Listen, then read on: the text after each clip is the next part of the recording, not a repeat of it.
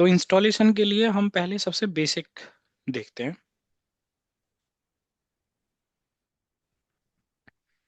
python.org Python की official website है।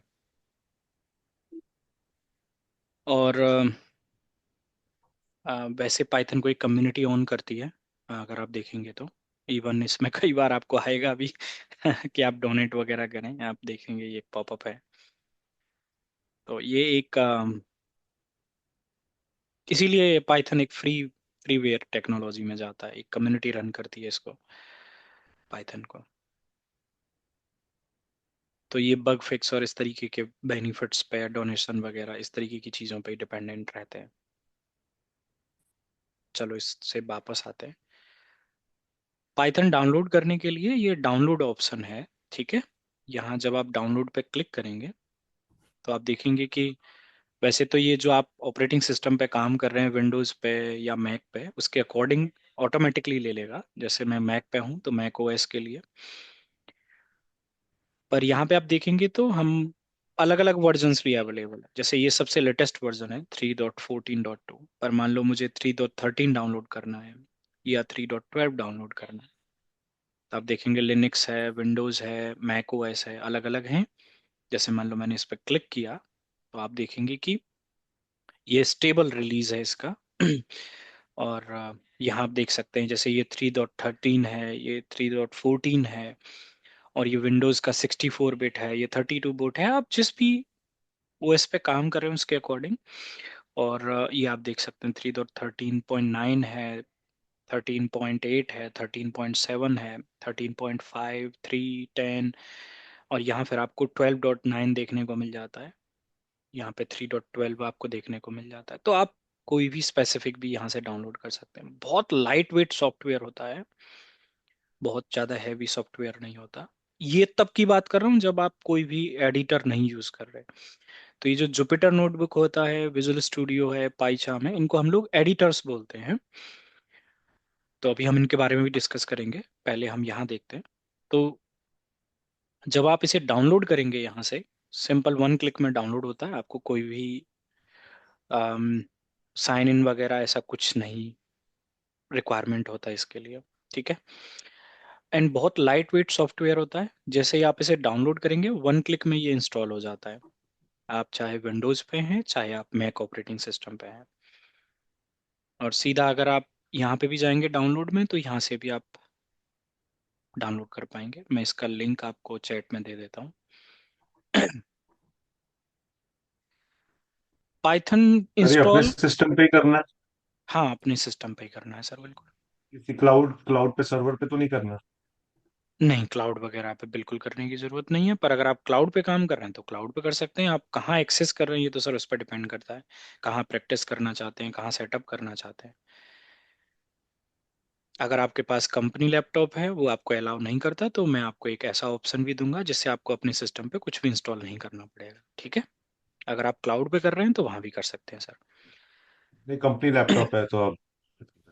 हाँ, तो अभी हम वो भी ऑप्शन देखेंगे कि बगैर इंस्टॉलेशन के हम कैसे प्रैक्टिस कर सकते हैं। एक एक करके देखते हैं सारी चीज़ें। जब आप इसको डाउनलोड कर रहे होंगे ना विंडोज ऑपरेटिंग सिस्टम में, तो नीचे एक चेक बॉक्स आ रहा होगा। वो चेक बॉक्स में आता है कि पाथ सेट करने के लिए, बस उसको सेलेक्ट करके इंस्टॉल नाउ पे क्लिक कर देना और एक 1 क्लिक में इंस्टॉल हो जाता है। कोई सेटिंग नहीं, कुछ नहीं, बहुत आसान है। कोई भी इशू आए, स्क्रीन शेयर करवा के मैं उसमें आपकी हेल्प कर दूंगा, पर ऐसा कोई इशू आएगा नहीं। चलो। इंस्टॉलेशन के बाद में अगर आप GUI बेस्ड ऑपरेटिंग सिस्टम पे है, हम तब की बात कर रहे हैं, ठीक है। तो आपको अपने सिस्टम पे सर्च करना है। मैं गूगल पे नहीं सर्च कर रहा हूँ। जैसे अपने पास विंडोज में आता है ना इधर ऑप्शन सर्च करने का सारे सॉफ्टवेयर को, ऐसे आपको सर्च करना है इंस्टॉल करने के बाद में IDLE। ये पाइथन की डिफॉल्ट डेवलपमेंट किट है, ठीक है। ये पाइथन का डिफॉल्ट एडिटर है, आप एक तरीके से ये कह सकते हैं। पाइथन जब आप डाउनलोड करते हैं तो GUI ऑपरेटिंग सिस्टम के लिए पाइथन अपना खुद का डिफॉल्ट एडिटर आपको देता है। वो कहता है कि आपको कोई भी एडिटर अगर आपके पास नहीं है, आप कुछ भी इंस्टॉल डाउनलोड नहीं कर पा रहे हैं, विजुअल स्टूडियो वगैरह ऐसा कोई भी सॉफ्टवेयर अगर आप डाउनलोड नहीं कर पा रहे, तब भी आप पाइथन डाउनलोड करके प्रैक्टिस कर सकते हैं। पर हालांकि हाँ, ये बेसिक एडिटर है, उतना एडवांस लेवल का नहीं है, पर आप काम कर सकते हैं यहाँ। मैंने स्टार्टिंग के कई सालों तक आइडियली पे ही काम किया है। इसमें बेनिफिट, आजकल लोग वाह खैर एग्री नहीं होते इस पे काम करने के लिए।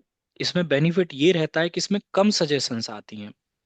जब कम सजेशंस आती हैं तो फंक्शंस को और कोड को आपको याद रखना होता है। जब आप किसी ऐसे एडवांस एडिटर पे काम करते हैं जहां सजेशंस आपको बहुत ज़्यादा मिलती हैं, वहां आप चीज़ों को याद नहीं रख पाते। जैसे एक छोटा सा रियल लाइफ सिनेरियो जो आप सब जानते हैं। पहले जब मोबाइल नंबर सेव नहीं करने का ऑप्शन हुआ करता था, मुझे नहीं पता उस टाइम में से आप में से कोई है, वैसे होगा डेफिनेटली। पर जब लैंडलाइन फोन हुआ करते थे हमारे घरों पे, तो हमें कई सारे मोबाइल नंबर याद हुआ करते थे, आप यकीन मानिए। हमारे जो करीबी लोग थे उनमें से कई सारे लोगों के नंबर हमको याद हुआ करते थे। पर जब से ये स्मार्टफोन आए, जब से वो नंबर अपने मोबाइल नंबर में सेव करने स्टार्ट कर दिए, आज आपको अपना या एक दो का नंबर छोड़ के, मैं एक्सेप्शनल केस की बात नहीं करता, पर हम में से बहुत सारे लोगों को अब नंबर याद नहीं रहते। इवन आपको अपनी फैमिली में से भी ऐसा कोई होगा जिसका नंबर आपको याद नहीं होगा। रीजन यही रहा कि अब हम डिपेंडेंट हो गए उस पर। यही यहाँ पर होता है कि जब हम डिपेंडेंट हो जाते हैं ना किसी ऐसे एडवांस एडिटर पे, तो फिर हम चीज़ों को याद नहीं, क्योंकि जैसे ही हम एक करेक्टर लिखते हैं, टैब स्पेस दबाते हैं, वो हमको सजेशन दे देता है, सजेशन सेलेक्ट करते हैं और आगे बढ़ जाते हैं। हम अपने दिमाग में फिर इतना प्रेशर नहीं डालते, याद रखने की कोशिश नहीं करते, उसको सोचते हैं कि सजेशन मिल ही जाएगी। ऐसा ही यहाँ पर होता है। मैं आपको नहीं कहूंगा कि आप इस पे काम करो यार, वो सब आपका ऊपर डिपेंड करता है, मैं आपको दोनों चीजें बता के चल रहा हूँ। तो आइडियली पे मैंने स्टार्टिंग में काम किया है, और मैं पहले भी इस पे ही काम कराता था, पर अब हम डायरेक्ट एडिटर्स पे काम करते हैं। चलो, तो आइडियली आपको सर्च करना है, ये पाइथन का डिफॉल्ट डेवलपमेंट किट है। आपको इसके लिए कुछ भी डाउनलोड नहीं करना, सिंपल पाइथन डाउनलोड करना है बस। और कोई सॉफ्टवेयर नहीं, कुछ नहीं। और पाइथन एक सॉफ्टवेयर नहीं है। तो माई बिलीव कि आपको पाइथन डाउनलोड करने का अलाउ हो, पर अगर पाइथन भी डाउनलोड करने का अलाउ नहीं है तो फिर हम दूसरे ऑप्शन पे देखेंगे। तो जैसे ही आप आइडियली को ओपन करोगे, तो ये ऐसा सेल ओपन होते हैं, इसको बोलते हैं पाइथन सेल। आप देखेंगे मेरा जो वर्जन है ये 3.8 है, और ये पाइथन सेल है। ठीक है। जैसे अपना बेस सेल होता है, जैसे कि अपना विंडो में पावर सेल होता है। सेल का मतलब होता है जहां पे एक सिंगल सिंगल कमांड रन कर पा रहे हैं। जैसे कि मुझे एक सिंगल कमांड रन करनी है इस तरीके से, हेलो। जैसे मान लो मुझे एक वेरिएबल डिक्लेयर किया, मुझे इस वेरिएबल को प्रिंट करना है मान लो। तो एक सिंगल सिंगल कमांड पे जब काम करना है तो सेल यूज होता है, पर हम ऐसा नहीं करते। तो हमें क्या करना होता है, कई सारी सेट ऑफ लाइंस को एक साथ लिख के फिर एग्जीक्यूट करना होता है। तो उसके लिए ऑब्वियसली हमें क्या बनानी पड़ती है, फाइल बनानी पड़ती है। तो इसी सेल के ऊपर आपको ये फाइल ऑप्शन दिखाई देगा। तो यहाँ आपको एक न्यू फाइल और एक ओपन। न्यू फाइल का मतलब आप एक नई फाइल बनाना चाहते हो, ओपन का मतलब है कि एग्जिस्टिंग जो पहले से बनी हुई है उसी फाइल पे आप काम करना चाहते हैं। तो मान लो हम नई फाइल बनाना चाहते हैं, न्यू फाइल पे क्लिक करो, एक नई फाइल क्रिएट होगी अनटाइटल्ड नाम से। दैट डज मीन कि यह फाइल अभी तक सेव नहीं हुई है। पहले आप फाइल को सेव करो किसी भी लोकेशन पे जहां आपका मन करे, कोई फोल्डर बना के जहां आप अपनी पीवाई फाइल्स रखना चाहते हो। ठीक है। जैसे मैंने इसका नाम रखा session 1। Python file already selected है, हमको इसमें चेंजेस करने की जरूरत नहीं है। आप देखेंगे कि session1.py नाम से एक फाइल सेव हो गई और यहाँ मुझे लोकेशन दिखाएगा। अब जो भी कोड हम पढ़ेंगे, आगे जितना भी प्रोग्रामिंग हम पढ़ेंगे वो हम यहाँ से लिखेंगे। Welcome to KR network cloud. ठीक है। फाइल को सेव करेंगे दोबारा से। अगर फाइल में कोई भी चेंजेस किए हैं तो ये ऐसा स्टार दिखाई देता है, दैट डज मीन कि फाइल सेव नहीं हुआ है। इवन आप रन करोगे तो उससे पहले वो आपसे पूछ लेगा, do you want to save the changes और नॉट। बट फिर भी जैसे ही आप सेव कर देंगे तो स्टार हट जाएगा, मतलब फाइल सेव हो चुकी है जो चेंजेस आपने किए हैं। रन करने के लिए फाइल के ऊपर ऊपर ही आपको ये रन मॉड्यूल करके ऑप्शन दिखाई देगा। इस पर जब आप क्लिक करोगे रन मॉड्यूल पे, तो आपको आउटपुट आएगा ये पाइथन सेल पे। तो दो विंडो यहाँ दिखाई देंगी। एक विंडो होगी हमारी पीवाई फाइल जहां हम अपना कोड लिखेंगे। जब इस पीवाई फाइल को रन करेंगे तो आउटपुट हमको आएगा यहाँ पे सेल पे। से दो विंडो में काम होता है। कोड यहाँ लिखते हैं, जब इस फाइल को रन करते हैं तो आउटपुट हमें पाइथन सेल पे दिखाई देता है। ये सबसे पहला तरीका है जिसमें आपको कोई भी सॉफ्टवेयर या कुछ भी डाउनलोड करने की जरूरत नहीं है, सिर्फ पाइथन डाउनलोड करना है बस। और हम आसानी से GUI बेस्ड ऑपरेटिंग सिस्टम पे अपना कोड लिख के काम कर सकते हैं।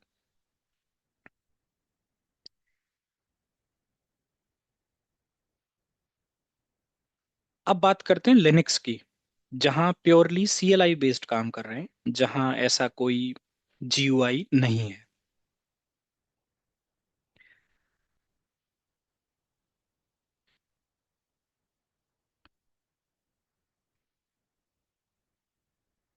आजकल तो नई मशीन में आपको Python 3 ऑलरेडी इंस्टॉल्ड मिलता है।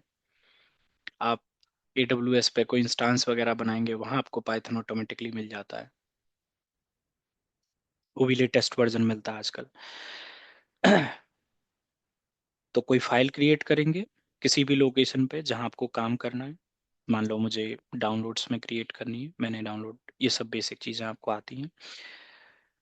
वी एडिटर से मैं एक फाइल क्रिएट कर रहा हूँ, ठीक है। मान लेते हैं session2.py, ठीक है। वही जो कोड हमने उधर लिखा था, बस एक py फाइल, अब कमांड के थ्रू काम कर रहे हैं। हेलो वर्ल्ड, फाइल को सेव करेंगे।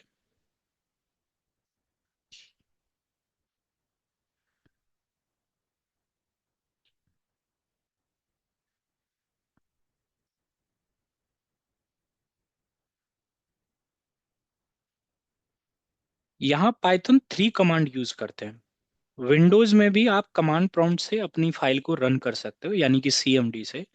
पर विंडोज में पाइथन कमांड यूज होती है। अगर आप कमांड प्रॉम्प्ट से रन करते हैं अपनी py फाइल को, ये विंडोज से भी आप रन कर सकते हैं, पर विंडोज में पाइथन कमांड यूज होती है। और लिनक्स में जो कमांड यूज होती है वो Python 3 कमांड यूज होती है, ठीक है, पाइथन कमांड नहीं यूज होती।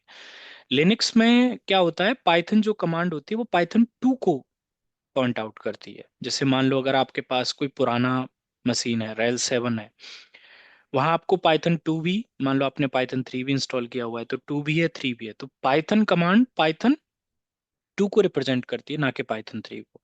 इसलिए हम Python 3 कमांड यूज करते हैं। पाइथन कमांड यूज नहीं होती। और अगर वहां Python 2 है ही नहीं, सिर्फ Python 3 ही है, जैसे कोई नई मशीन है, तो वहां आपको पाइथन कमांड देखने को ही नहीं मिलेगी। अगर आप सिर्फ पाइथन लिखोगे तो आपको एरर दे देगा ऑटोमेटिकली। तो इसलिए हम यूज करेंगे पाइथन, एंड देन अपनी फाइल का नाम, सिंपल, रन करेंगे और आउटपुट आएगा।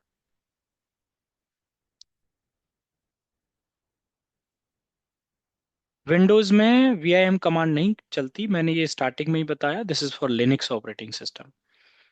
Those who are working on Linux operating system, this is for those people. आपको GUI वाला काम करना है, ठीक है। चलो, आपने देखा होगा कि हम अपनी बेस फाइल में या पाइथन की फाइल में स्टार्टिंग में स्पेसिफाई करते हैं hash not bin bash, user bin bash या यूजर बिन पाइथन, ऐसे स्पेसिफाई करते हैं, उसको हम लोग क्या बोलते हैं।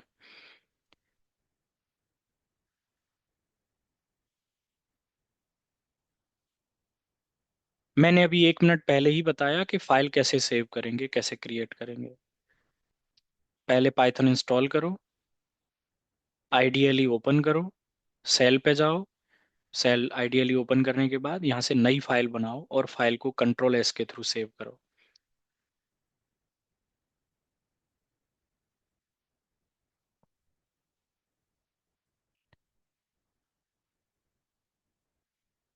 अगर नहीं समझ में आए तो मुझे बता देना, स्क्रीन शेयर करवा के मैं एक बार हेल्प कर दूंगा बाद में, ठीक है।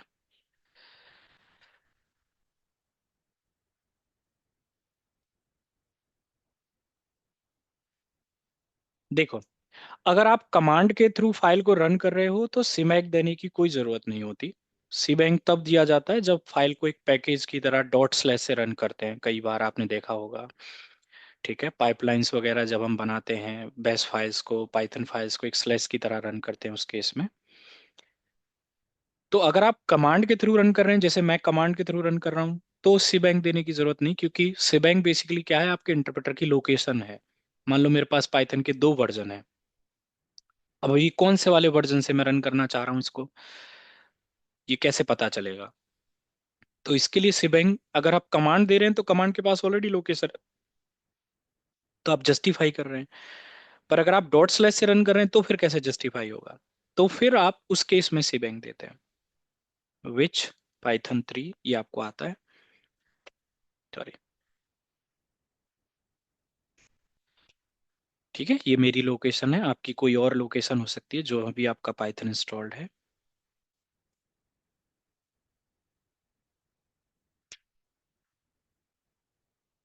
हैज नॉट, और ये लोकेशन, फाइल को सेव करेंगे।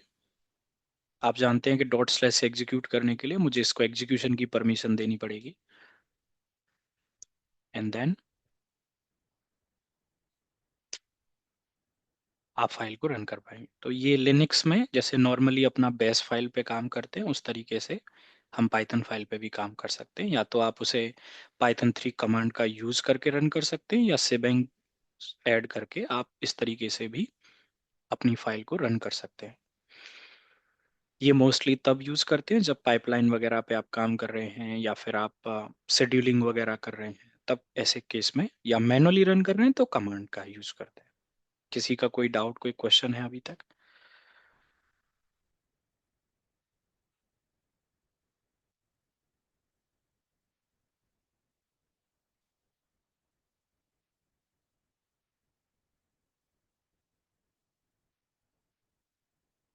Is this clear for those?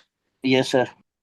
चलो, सर पूरा कोर्स जो है वो मतलब अगर सिस्टम पे पाइथन इंस्टॉल हो रहा है उसी पे हो जाएगा या फिर क्लाउड पे करना पड़ेगा कुछ ना कुछ आगे गोइंग फॉरवर्ड? कोई भी क्लाउड पे नहीं करना पड़ेगा। क्लाउड पे तो बस तभी जाएंगे जब क्लाउड ऑटोमेशन पढ़ेंगे।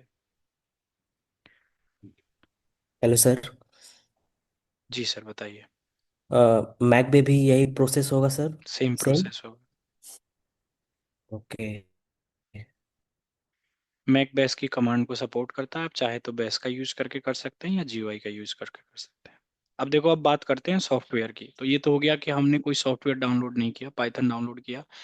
हम दोनों ऑपरेटिंग सिस्टम पे कैसे काम कर सकते हैं? अब देखो, सॉफ्टवेयर सिर्फ जीयूआई बेस्ड ऑपरेटिंग सिस्टम पे ही सपोर्ट हो सकता है। सीएलआई पे ऑब्वियसली आप सॉफ्टवेयर का यूज नहीं कर सकते। तो अगर आप ऐसे किसी ऑपरेटिंग सिस्टम पे हैं जहाँ सिर्फ सीएलआई है, तो फिर आप सॉफ्टवेयर का तो यूज नहीं कर सकते। तो फिर या तो आप अपने लोकल पे डेवलप करके वहां लेके जाएं, या कैसे भी।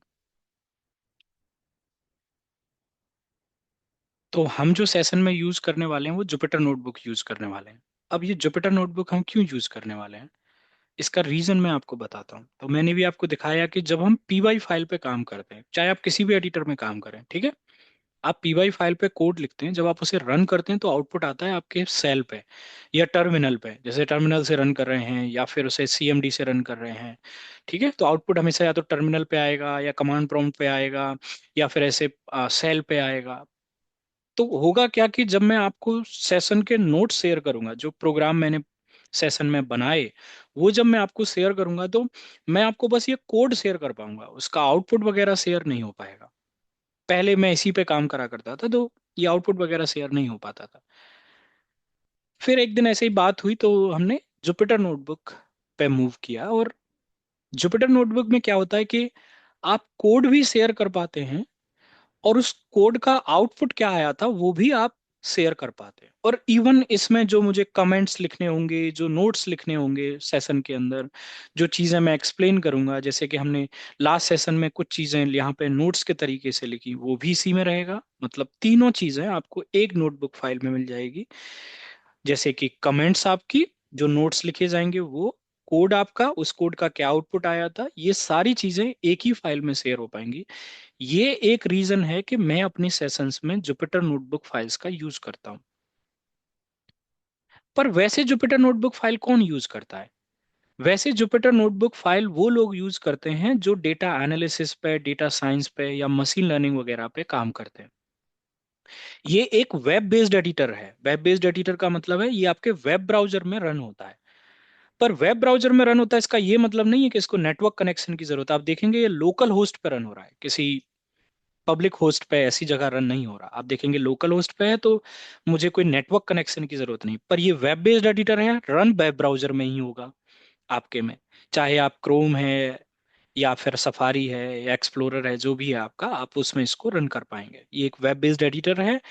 अ, अ, इसे हम अपने सेशन में पहले दिन से और जब तक पाइथन पढ़ रहे हैं तब तक यूज करेंगे। जब हम ऑटोमेशन पे आ जाएंगे तो फिर हम जुपिटर नोटबुक नहीं यूज कर पाएंगे, and that will be a different scenario. वो हम बाद में डिस्कस करेंगे। तो हम जुपिटर नोटबुक यूज करेंगे, इसका रीजन सिर्फ एक ही है। अदरवाइज हम पीवाई फाइल पे भी कोड लिख के रन कर सकते हैं। इसका रीजन बस एक ही है कि इसमें तीनों चीजें आपके साथ शेयर हो जाएंगी, कोड भी, कमेंट भी, और उस कोड का क्या आउटपुट आया था। तो लेटर ऑन अगर आप चेक करना चाहें कि मैंने जो प्रोग्राम रन किया था उसका क्या आउटपुट आया था और आपने जो प्रोग्राम लिखा है उसका क्या आउटपुट आ रहा है, अगर आप कंपेयर करना चाहें तो आपके पास एक फाइल में वो सब कुछ सेव रहेगा। ये एक रीजन है कि हम जुपिटर नोटबुक यूज करेंगे। अब जुपिटर नोटबुक डाउनलोड कैसे करेंगे? इसके डाउनलोड करने के कई सारे तरीके हैं।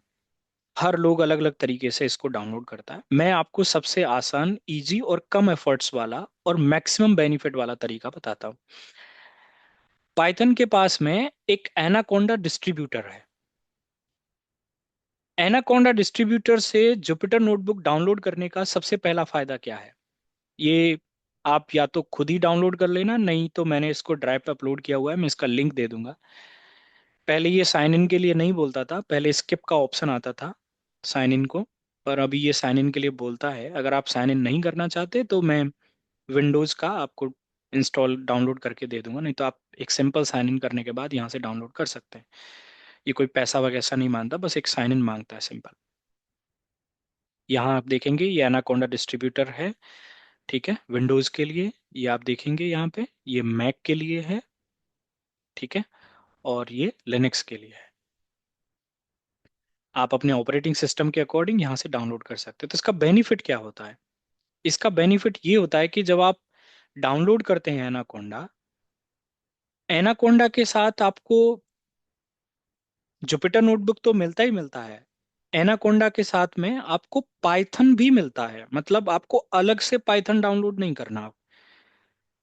ये आपको जुपिटर नोटबुक भी देगा, ये आपको पाइथन भी देगा, और ये आपको thousands of pre installed module भी देगा। आपको अलग से उन मॉड्यूल्स को भी डाउनलोड नहीं करना पड़ेगा। तो कई सारी चीजें हमें एक सिंगल पैकेट में मिल जाती हैं एनाकोंडा से। इसलिए हम एनाकोंडा के थ्रू डाउनलोड करके जुपिटर नोटबुक का यूज करेंगे। ये सिंगल, यहाँ भी आपको कोई भी ऐसा सेटिंग वगैरह नहीं करनी होती। ये सिंगल उसमें क्लिक में इंस्टॉल होता है और डाउनलोड होता है। बस साइन इन आपसे पूछेगा, फ्री डाउनलोड है, ठीक है। जब आप इसे इंस्टॉल करोगे तो ऐसा एप्लीकेशन क्रिएट होगा आपके सॉफ्टवेयर पे, एनाकोंडा नेविगेटर करके, ठीक है। जब आप इस एनाकोंडा नेविगेटर एप्लीकेशन को ओपन करोगे तो ये ऐसे बहुत सारे एडिटर्स आपको दिखाई देंगे। इसमें कई सारे एडिटर्स होते हैं, not just Jupyter notebook. Spider भी यहाँ देखने को मिल जाता है आपको, पाइचाम भी देखने को मिल जाता है, आर स्टूडियो भी देखने को मिल जाता है, नोटबुक भी देखने को मिल जाता है। खैर हम इन सब में इंटरेस्टेड नहीं है, हम सिर्फ जुपिटर नोटबुक में इंटरेस्टेड है। क्या लिखा है यहाँ पे देखो, web based interactive computing notebook environment edit run while describing the data analysis. Basically इसको ऐसा डिजाइन किया गया है कि ये जो लार्ज अमाउंट ऑफ डेटा है उसको अच्छे से प्रेजेंट कर सके, अच्छे से डील कर सके। तो इसलिए जितने भी और नोटबुक्स को, आउटपुट्स को, डेटा को, ग्राफ को एक सिंगल नोटबुक फाइल में आसानी से एक टीममेट से दूसरे टीममेट के साथ शेयर किया जा सके। जैसे कि अपने पास में टैबलू क्लाउड है, अपने पास में पावर बीआई क्लाउड है, अपने पास में ट्रिक्स क्लाउड है, ये सब शेयर के लिए यूज होते हैं। डेवलपमेंट करते हैं आप लोकली, देन फिर आप शेयर करते हैं। इसी तरीके से नोटबुक को आसानी से शेयर किया जा सकता है एक टीममेट से दूसरे टीममेट के पास में, और सारी डिटेल्स, डेटा, कोड, ग्राफ सबके साथ में। इसलिए लोग वह जुपिटर नोटबुक यूज करते हैं, और हमने क्यों यूज कर रहे हैं हमने आपको बताया। तो ये विंडो आपको दिखाई देगा जब आप एनाकोंडा नेविगेटर एप्लीकेशन को इंस्टॉल करने के बाद ओपन करो। आपको इस पर लॉन्च पे क्लिक करना है। जैसे ही आप लॉन्च पे क्लिक करेंगे तो जो आपका डिफॉल्ट ब्राउजर होगा, ये बैकएंड में ओपन होता है आपका टर्मिनल, इसको आप रहने दें, इसको क्लोज नहीं करेंगे। जो आपका डिफॉल्ट ब्राउजर होगा वहां आपका ये होम पेज ओपन हो जाएगा। यहाँ राइट साइड में ये न्यू पे आपको पाइथन 3, आपके में IPYK करके लिखा हुआ होगा, ठीक है, क्योंकि ये पुराना वर्जन है, आपका नया वर्जन होगा। तो जब आप ये न्यू नोटबुक पे क्लिक करोगे, न्यू नोटबुक करके आएगा पाइथन 3 पे, जब आप क्लिक करोगे तो ये आपको एक नई नोटबुक फाइल करके बना के देगा। इसको बोलते हैं जुपिटर नोटबुक फाइल। और ये अनटाइटल्ड यहाँ पे बाय डिफॉल्ट नाम आता है। इसको आप कोई भी नाम दे सकते हो, जैसे ABC, कुछ भी जो भी आपको देना है। मान लेते हैं मैंने दिया इसको सेशन 1 या KR सेशन 2। ठीक है, दिसंबर 2025। ठीक है, ये मैंने इसको रीनेम किया। इसको हम लोग बोलते हैं जुपिटर नोटबुक सेल। इस सेल के अंदर हम लोग कोड लिखते हैं, और इसको रन करने के लिए वैसे तो आप देखेंगे तो ऊपर रन का ऑप्शन आ रहा है, पर एक शॉर्टकट हम लोग यूज करते हैं, Shift+Enter। जैसे आप Shift+Enter बटन प्रेस करेंगे तो फिर आपको आउटपुट दिखाई देगा और आप नए सेल पे चले जाएंगे। एक सेल में आप कितनी भी लाइन का कोड लिख सकते हैं। ऐसा नहीं कि एक सेल में एक ही लाइन का कोड लिखा जा सकता है। एक सेल में आप कितनी भी लाइन का कोड लिख सकते हैं और उसे एक साथ रन कर सकते हैं। इस तरीके से आप एनाकोंडा डाउनलोड करके जुपिटर नोटबुक यूज कर पाओगे। एक ये तरीका है जुपिटर नोटबुक को एक्सेस करने का। अब दूसरा तरीका देखते हैं जुपिटर नोटबुक को एक्सेस करने का। इसमें किसी का कोई डाउट क्वेश्चन है इस फर्स्ट में?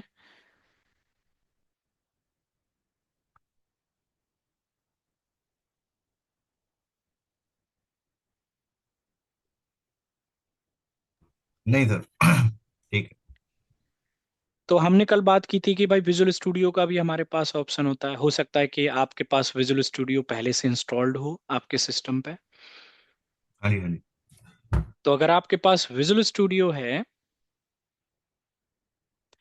तो विजुअल स्टूडियो में आप जब जाएंगे तो ये जो 4 बॉक्सेस आपको दिखाई दे रहे हैं, ये एक्सटेंशन ऐड करने के लिए यूज होते हैं। आप यहाँ जाएंगे इस पे और यहाँ सर्च करेंगे आप जुपिटर।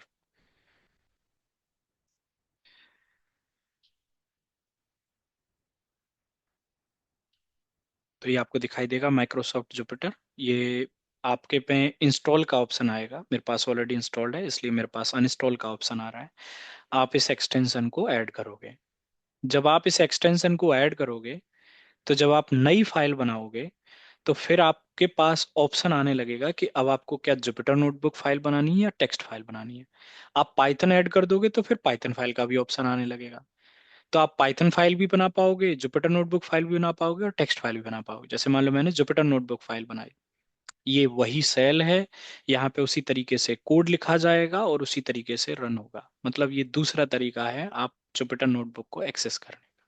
आप विजुअल स्टूडियो में जुपिटर नोटबुक की एक्सटेंशन ऐड करके भी काम कर सकते हैं। ठीक है, एक ये दूसरा तरीका रहा, पर इसके लिए आपको पाइथन अलग से डाउनलोड करना पड़ेगा, क्योंकि यहाँ पाइथन डाउनलोड नहीं होता पहले से।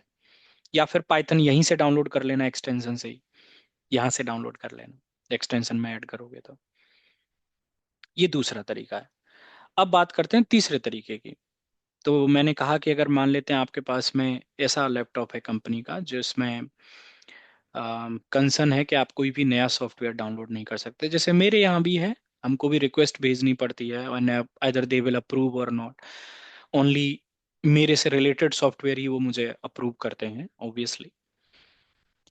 तो अगर मेरे पास ऐसा लैपटॉप है जहां मैं डाउनलोड नहीं कर पा रहा हूं, तो फिर मैं प्रैक्टिस कैसे करूं? उसके लिए फिर आप गूगल पे जाएंगे और आप गूगल कोलैब सर्च करेंगे। ठीक है, गूगल कोलैब आपको ऑनलाइन जुपिटर नोटबुक प्रोवाइड करता है, पर इसके लिए ऑब्वियसली आपको नेटवर्क कनेक्शन की जरूरत पड़ेगी। ठीक है, इसके लिए आपको अपने सिस्टम पे कुछ भी डाउनलोड और इंस्टॉल करने की जरूरत नहीं है, सिंगल फाइल नहीं। गूगल कोलैब पे जाएंगे आप, पर हाँ आपको यहाँ साइन इन करना पड़ेगा। जब आप गूगल कोलैब पे जाएंगे तो ये पहला आपको होम पेज दिखाई देगा वेलकम करके। देखो यहाँ पे विजुअल स्टूडियो भी है। तो ये फाइल वाले ऑप्शन में जब आप जाओगे तो यहाँ पे एक न्यू नोटबुक इन ड्राइव लिख के आएगा। नई नोटबुक बनानी है। ओपन का मतलब एक बनी हुई पहले से जो आपकी ड्राइव में फाइल है वो आप ओपन कर सकते हैं। अपलोड नोटबुक का मतलब है मान लो मैंने आपको कोई फाइल शेयर की, वो आपने अपने लोकल सिस्टम पर डाउनलोड करके रखी हुई है, उसे आप अपलोड करके ओपन करना चाहते हैं, तो इसमें अपलोड का ऑप्शन भी है। हम एक नई नोटबुक बनाते हैं, और ये भी आप देखेंगे तो सेम ही जुपिटर नोटबुक फाइल है। वो जुपिटर नोटबुक फाइल चाहे आप एनाकोंडा के थ्रू डाउनलोड करें, वो जुपिटर नोटबुक फाइल चाहे आप विजुअल स्टूडियो से करें, या फिर आप गूगल कोलैब से करें। ठीक है, यहाँ भी आप देखेंगे IPYNB है, यहाँ भी यही वही सेल है, यहाँ भी सेम तरीके से कोड लिखा जाएगा, और यहाँ भी रन करने का शॉर्टकट सेम है।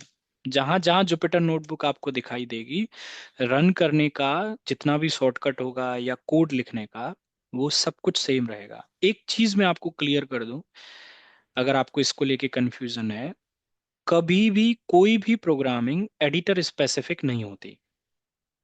ऐसा मत सोचना कि अगर मैं आइडियली पे कोडिंग लिखना सीखता हूं तो मुझे अलग कोड लिखना पड़ेगा, विजुअल स्टूडियो में काम कर रहा हूं तो अलग कोड लिखना पड़ेगा, और जुपिटर नोटबुक पे काम कर रहा हूँ तो अलग कोड लिखना पड़ेगा। नहीं, ऐसा अगर होने लगा तो फिर आप सोचो कि आज मैं किसी एक एक्स क्लाइंट के यहाँ हूँ, वहां मैं विजुअल स्टूडियो पे काम कर रहा हूँ, किसी दूसरे क्लाइंट के यहाँ गया, वहां मान लो मुझे पाईचाम मिल गया, तीसरे क्लाइंट के यहाँ गया, वहां मान लो मुझे एटॉम मिल गया। अब वो कहते नहीं भैया हम तो अपने यहाँ पाईचाम ही यूज करते हैं, तो क्या फिर मुझे नया पाइथन पढ़ना पड़ेगा? नहीं, कभी भी इवन पाइथन क्या कोई भी प्रोग्रामिंग कभी भी एडिटर स्पेसिफिक नहीं होती। एडिटर तो बस एक सॉफ्टवेयर होता है जो आपको एक एनवायरनमेंट प्रोवाइड करता है, जहां आप एक फाइल बना के उसको आसानी से एडिट कर सकते हो और आसानी से रन कर सकते हो। बस इतना ही वो एडिटर आपको बेनिफिट देता है। बाकी के सजेशंस वगैरह देता है, कोई कम सजेशन देता है, कोई ज्यादा सजेशन देता है। जैसे विजुअल स्टूडियो आपको कई सारे ऑप्शन देता है कि भाई आप डायरेक्ट गिट के साथ कनेक्ट कर सकते हो, गिट की एक्सटेंशन ऐड करके वहीं से कमिट कर सकते हो कोड को, वहीं से आप पुल कर सकते हो, वहीं से आप सारे काम कर सकते हो, आप अजोर से वहां कनेक्ट कर सकते हो, आप क्लाउड से कनेक्ट कर सकते हो वहीं पे। तो ये सारे बेनिफिट आपको विजुअल स्टूडियो देता है। कोई और एडिटर हो सकता है ऐसा बेनिफिट आपको ना दे, पर इसमें पाइथन का कोई रोल नहीं है, इससे पाइथन का कोई रिलेशन नहीं है। तो पाइथन प्रोग्रामिंग आप चाहे एक नोटपैड पे लिख के रन करो, चाहे आप एक PY फाइल पे लिख के रन करो। मैं नोटपैड प्लस प्लस में भी कोड एडिट करता हूँ। मैं मेरा जो मेरे इन्वायरमेंट है, डेवलपमेंट इन्वायरमेंट, मेरा QA या फिर मेरा प्रोडक्शन इन्वायरमेंट, हमारे तीनों लिनक्स बेस्ड इन्वायरमेंट है। हम उसे WinSCP से एक्सेस करके वैसे भी डायरेक्ट काम करते हैं, हम लोग विजुअल स्टूडियो में भी काम करते हैं। तो उससे कोई फर्क नहीं पड़ता कि आप किस इन्वायरमेंट में काम कर सॉरी किस एडिटर में आप काम कर रहे हैं, और आप कैसे कोड लिख रहे हैं। कोड बिल्कुल सेम रहेगा, कहीं से भी कॉपी करो, कहीं भी पेस्ट करो, कहीं भी रन करो, उसमें 0% भी आपको डिफरेंस दिखाई नहीं देगा। तो ये रन होगा यहाँ से, आप इस फाइल को वैसे ही ऑटोमेटिकली आपकी ड्राइव में सेव हो जाती है। आप देखेंगे ड्राइव का यहाँ पे उस ऑटोमेटिकली ऑप्शन भी आ रहा है, पर मैं चाहूँ तो इस फाइल में आप देखेंगे डाउनलोड का ऑप्शन है मेरे पास में। मैं इसको एक जुपिटर नोटबुक फाइल की तरह डाउनलोड करके अपने लोकल सिस्टम पे भी रख सकता हूँ, या आप देखेंगे गिट वगैरह में आप सेव करके रख सकते हैं। तो आप अगर नहीं डाउनलोड कर पा रहे तो आप यहाँ से भी इंस्टॉल कर सकते हैं। इवन आप देखोगे अब तो AI आ गया है, जेमिनी है यहाँ पे। अब यहाँ लिखो, मेरे लिए कोड लिखो, मुझे पाइथन से एक फाइल डिलीट करनी है। You will get the suggestions from here. कोई क्वेश्चन, कोई डाउट है किसी का? No sir. जुपिटर के लिए पहले एनाकोंडा डाउनलोड करके फिर ये कर सकते हैं, राइट? बिल्कुल। ठीक है, पहले ये कर लेते हैं। किसी को डाउनलोड करने में, यूज करने में कोई भी प्रॉब्लम आए तो मुझे बता देना, ठीक है? वो हम फिर देख लेंगे बाद में।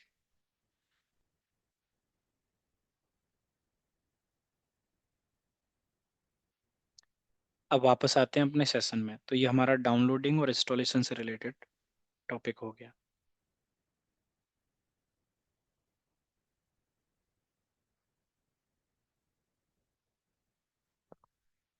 प्रोग्रामिंग के बेसिक में सबसे पहली जो चीज़ आती है वो डेटा टाइप्स आती है।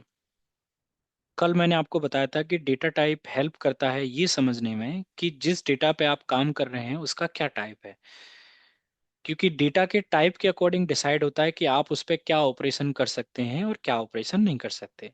जैसे एक एग्जांपल से, हम एक इंटीजर डेटा पे एक मैथमेटिकल ऑपरेशन कर सकते हैं, पर एक स्ट्रिंग डेटा पे एक मैथमेटिकल ऑपरेशन हम नहीं कर सकते। तो ये मुझे कैसे पता चलेगा कि किस डेटा पे क्या ऑपरेशन हो सकता है? उस डेटा के टाइप को पता चलेगा तभी तो कौन कौन से डेटा टाइप हैं पाइथन में? पाइथन में हमारे पास 5 डेटा टाइप है। पहला इंटीजर डेटा टाइप है, दूसरा फ्लोट डेटा टाइप है, तीसरा बूलियन डेटा टाइप है हमारे पास में, चौथा स्ट्रिंग डेटा टाइप है, और पांचवा हमारे पास में कॉम्प्लेक्स डेटा टाइप है। ये 5 डेटा टाइप पाइथन में आपको देखने को मिलते हैं। यहाँ कोई लॉन्ग डेटा टाइप नहीं है, यहाँ कोई डबल डेटा टाइप नहीं है, यहाँ कोई कैर डेटा टाइप नहीं है। अब ये थोड़ा सा मतलब है तो थोड़ा डीपर टॉपिक, इसलिए मैं ऐसे टॉपिक्स को स्टार्टिंग में कभी डिस्कस नहीं करता। तो आपने देखा होगा कि जो C++ ऐसी किसी प्रोग्रामिंग में जब आप जाते हैं तो डेटा टाइप का साइज कॉन्सेप्ट आपको देखने को मिलता है।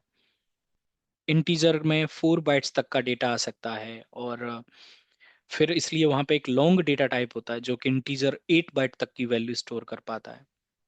फ्लोट में 4 बाइट्स तक की फ्लोटिंग वैल्यू आती है, 8 बाइट्स तक की फ्लोटिंग वैल्यू के लिए डबल डेटा टाइप होता है। तो जब डेटा टाइप में साइज का कॉन्सेप्ट होता है, ऐसे डेटा टाइप को हम लोग प्रिमिटिव डेटा टाइप्स बोलते हैं। तो जब आप C++ जावा में ऐसे डेटा टाइप्स को पढ़ते हैं, उनको हम लोग बोलते हैं primitive data types. Primitive data types में साइज कॉन्सेप्ट आपके पास आता है।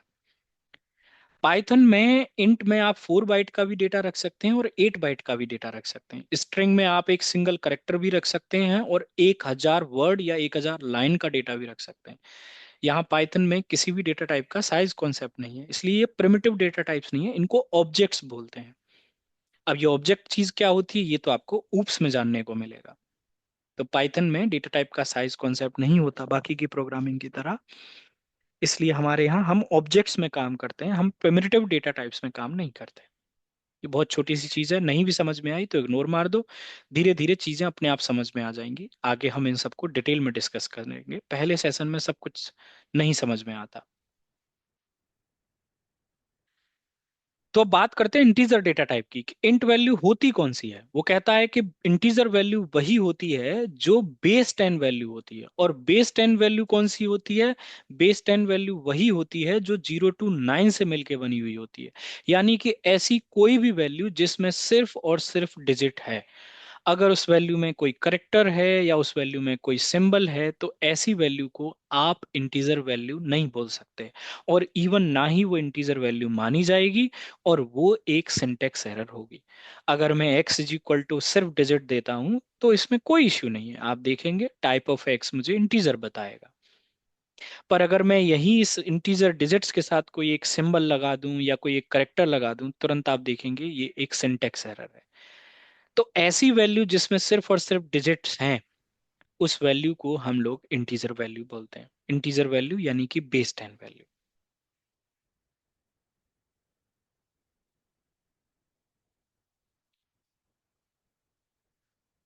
फ्लोट वैल्यू कौन सी होती है? जिसमें फ्लोटिंग पॉइंट्स होते हैं, जैसे कि फ्रैक्शनल वैल्यू, जैसे कि प्राइस हो गया, एज हो गई, इस तरीके की वैल्यू। जैसे x इज इक्वल टू मैंने लिखा 34.5, या फिर मैंने लिखा सपोज करो 7.999। इस तरीके की जो वैल्यूज होती हैं फ्रैक्शनल पॉइंट्स वाली, उन्हें आप फ्लोट वैल्यू बोलते हैं। फ्लोट वैल्यू में भी कोई भी करेक्टर और डॉट को छोड़ के कोई भी सिंबल अलाउ नहीं होता।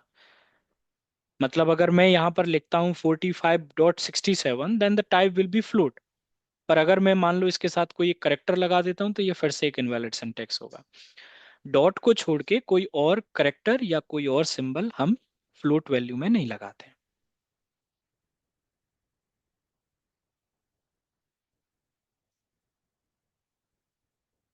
बूलियन वैल्यू, मुझे आप 1 मिनट दो, मैं अभी आ रहा हूँ, ठीक है?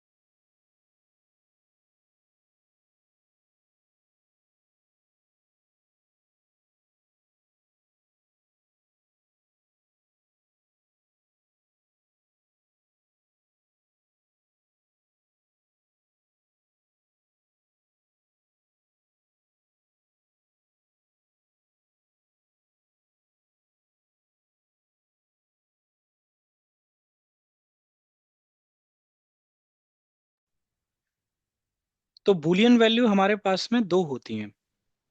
एक बूलियन वैल्यू हमारे पास होती है फॉल्स, और एक होती है हमारे पास में ट्रू। तो जब भी हम कोई भी कंपैरिजन करते हैं किसी भी दो वैल्यूज का, तो हमेशा हमें बूलियन वैल्यू ट्रू और फॉल्स में से एक रिटर्न होती है। जैसे मान लो मैंने कंपेयर किया क्या 3 > 4 है, अगर ये कंडीशन सही है तो फिर ट्रू रिटर्न होगा, अगर ये कंडीशन गलत है तो हमें फॉल्स रिटर्न होगा। तो हालांकि ये कंडीशन गलत है क्योंकि 3 बड़ा नहीं है 4 से, तो ये हमको फॉल्स रिटर्न करेगा। तो ये दो बूलियन वैल्यू होती है हमारे पास, ट्रू और फॉल्स। जब डिसीजन लेते हैं तो ये ट्रू और फॉल्स रिटर्न होता है। पाइथन एक केस सेंसिटिव प्रोग्रामिंग है। अब ये केस सेंसिटिव का क्या मतलब है? केस सेंसिटिव का मतलब है जो कैपिटल में है वो कैपिटल में रहेगा, जो स्मॉल में है वो स्मॉल में रहेगा। जैसे अगर मैं लिखता हूं small a is equal to 9 और capital A is equal to 9, that does mean there are two different variables I have, small a and capital A। पर ये अगर केस सेंसिटिव नहीं होती तो फिर ये एक वेरिएबल इसको लेके चलता, फिर ये इसको दो वेरिएबल लेके नहीं चलता। ठीक है। तो मैं आपको क्या बताना चाह रहा हूं केस सेंसिटिव से, कि ये जो ट्रू है इसका टी हमेशा कैपिटल रहेगा, और ये जो फॉल्स है इसका एफ हमेशा कैपिटल रहेगा, क्योंकि ये प्री डिफाइन है। पाइथन में ट्रू और फॉल्स ये दोनों प्री डिफाइंड कीवर्ड है। अगर मैं ट्रू को इस तरीके से लिखूंगा तो ये मुझे एरर देगा, पर यहीं अगर मैं ट्रू को इस तरीके से लिखूंगा तो आप देखेंगे ये मुझे कोई भी एरर नहीं देगा। तो याद रखना हमेशा true T will always capital and false का एफ हमेशा कैपिटल रहेगा। अब दूसरा point Boolean data type. True का जो इनिशियल नंबर होता है वो 1 होता है, और फॉल्स का जो इनिशियल नंबर होता है वो 0 होता है। अब आप कहेंगे इनिशियल नंबर से क्या मतलब है आपका? तो पहला पॉइंट तो ये समझो कि ये जो तीन डेटा टाइप हैं, इंटीजर, फ्लोट और बुलियन, ये तीन डेटा टाइप नंबर टाइप के डेटा टाइप में जाते हैं। ये नंबर टाइप में जाते हैं, ये स्ट्रिंग टाइप में जाता है, और कॉम्प्लेक्स अलग जाता है। तो ऐसे तीन पार्ट्स में ये डिवाइडेड है। ये नंबर हो गया, ये स्ट्रिंग हो गया, और ये कॉम्प्लेक्स हो गया। लिख लेना अगर लिख रहे हो कहीं कॉपी पेंसिल, वैसे रखा करो यार। सही तरीका तो यही है कि हम भी अपना खुद ना कुछ लिखते रहें, क्योंकि हर चीज मेरे नोट्स में नहीं है। कई बार ऐसी कुछ चीजें आ जाती हैं जो ऑन द स्पॉट आप मुझसे पूछ रहे हैं, या मैं कुछ ऐसा एक्सप्लेन कर रहा हूँ। तो कोशिश करो कि आपके पास कॉपी पेंसिल या लैपटॉप या कुछ भी ऐसा हो जहां आप कुछ दो चार पॉइंट्स अपने खुद के लिख सकें सेशन के। उससे कई सारे बेनिफिट आपको आगे देखने को मिलेंगे। तो ये ऐसे तीन पार्ट्स में डिवाइडेड है। अब वापस आते हैं। तो मैंने कहा कि ट्रू का जो इनिशियल नंबर है वो 1 है, और फॉल्स का जो इनिशियल नंबर है 0। तो आप कहें साहब इसका क्या मतलब है, इनिशियल नंबर 1 और 0? क्या आप ये कहना चाहते हैं कि अगर मैं x इज इक्वल टू 1 लिख देता हूं तो उसका टाइप बूलियन आएगा? नहीं, टाइप तो इंटीजर ही आएगा। तो फिर इनिशियल नंबर 1 और 0 से आपका क्या मतलब है?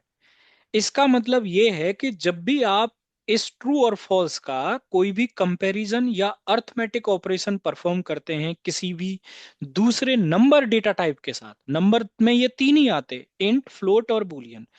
अगर आप इन तीनों में से दोनों के साथ, जैसे कि बूलियन टू फ्लोट या बूलियन टू इंटीजर, कोई भी अर्थमेटिक या कंपैरिजन ऑपरेशन करते हैं, तब उसकी इनिशियल वैल्यू 0 और 1 यूज होती है। फॉर एन एग्जाम्पल, अगर मैं लिखता हूं 3 प्लस ट्रू, तो जब आप ये करेंगे तो ट्रू की जो इनिशियल वैल्यू है 1, वो यहाँ एग्जिस्टेंस में आएगी, और 3 प्लस ट्रू करके वो हमको क्या रिटर्न करके देगा, 4।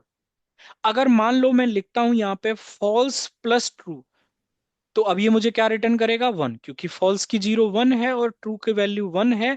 0 प्लस 1 आपका 1 रहेगा। या मैं कंपैरिजन कर रहा हूं कि फॉल्स बड़ा है क्या ट्रू से, तो ये कंपैरिजन किसके बेसिस पे हो रहा है, वो 0 और 1 के बेसिस पे हो रहा है। क्या 0 बड़ा है 1 से? नहीं बड़ा है, इसलिए क्या रिटर्न होगा, फॉल्स। अगर मैं कंपैरिजन करता हूं ट्रू का किसी इंटीजर वैल्यू के साथ, तो वो किसके साथ कंपेयर कर रहा है इनिशियली, उस 1 के साथ। तो जब आप ऐसे कंपैरिजन ऑपरेशन कर रहे हैं, जब आप ऐसे अर्थमेटिक ऑपरेशन परफॉर्म कर रहे हैं बूलियन वैल्यूज का यूज करके, या तो बूलियन के साथ, या फिर फ्लोट के साथ, या फिर इंटीजर के साथ, स्ट्रिंग के साथ तो नहीं कर सकते आप, कॉम्प्लेक्स के साथ आप नहीं कर सकते, पर अगर आप इन तीनों में से किसी के साथ भी कर रहे हैं, तब उसका इनिशियल नंबर 0 और 1 यूज होता है। अदरवाइज हम ट्रू और फॉल्स यूज करते हैं। क्लियर है सबको?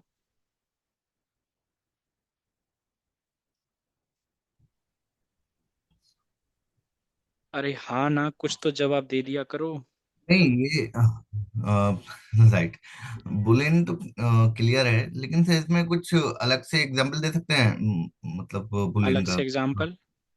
हाँ, मतलब जैसे मैं। कि, जैसे हम्म मैं बता, जैसे इंटीजर का आपने x इक्वल टू 1 दिया और टाइप में ये मारा, आपको ये आ गया, ठीक है, हम्म इंटीजर दे दिया। अब बुलियन कहाँ कहाँ पे हम यूज करते हैं, और इस तरह तो का अभी कोई तो और? मैंने कहा कि जब भी डिसीजन लेते हैं हमेशा बूलियन वैल्यू ही आती है। कभी अच्छा। भी कंडीशन लगाते हैं, हर कंडीशन में बूलियन वैल्यू ही रिटर्न होती है। हम्म। कंडीशन के एवेल्युएट होने के बाद में बस दो ही चीजें होती है, या तो ट्रू तो या इसमें हमें फॉल्स। कहीं डिफाइन नहीं करना पड़ता, जैसे 4 ग्रेटर देन 5 कर दिया हमने, तो system Python will understand automatically कि ये। कंडीशन अगर सही होगी तो फिर ऑटोमेटिकली फॉल्स आएगा, ट्रू आएगा, गलत होगी तो ट्रू आएगा। बस यही है बुलियन, राइट? यही बूलियन है।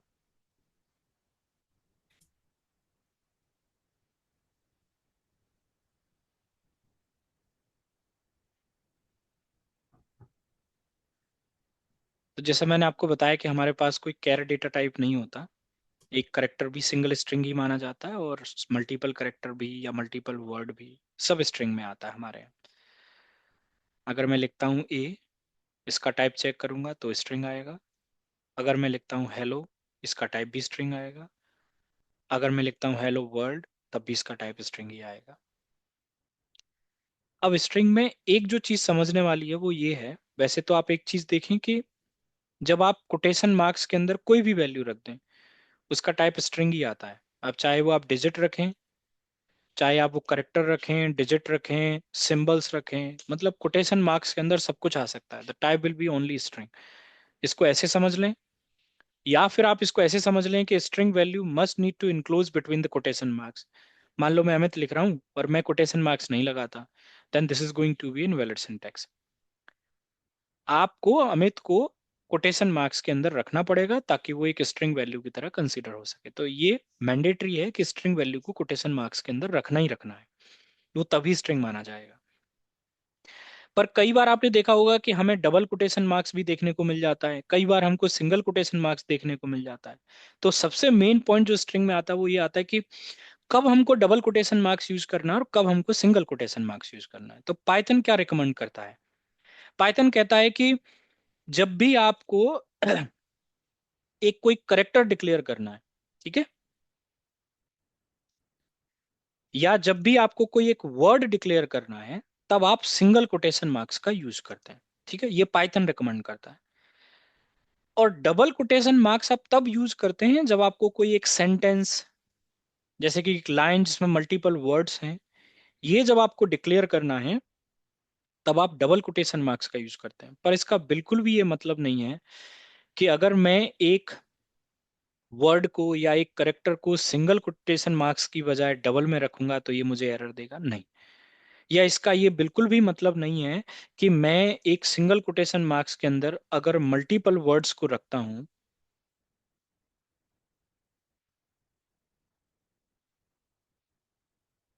तो ये मुझे एरर देगा, नहीं। आप सिंगल की जगह डबल लगा सकते हैं, डबल की जगह सिंगल लगा सकते हैं, कोई इश्यू नहीं है। आप एक सिंगल करेक्टर को सिंगल कोटेशन मार्क्स में भी रख सकते हैं, डबल में भी रख सकते हैं।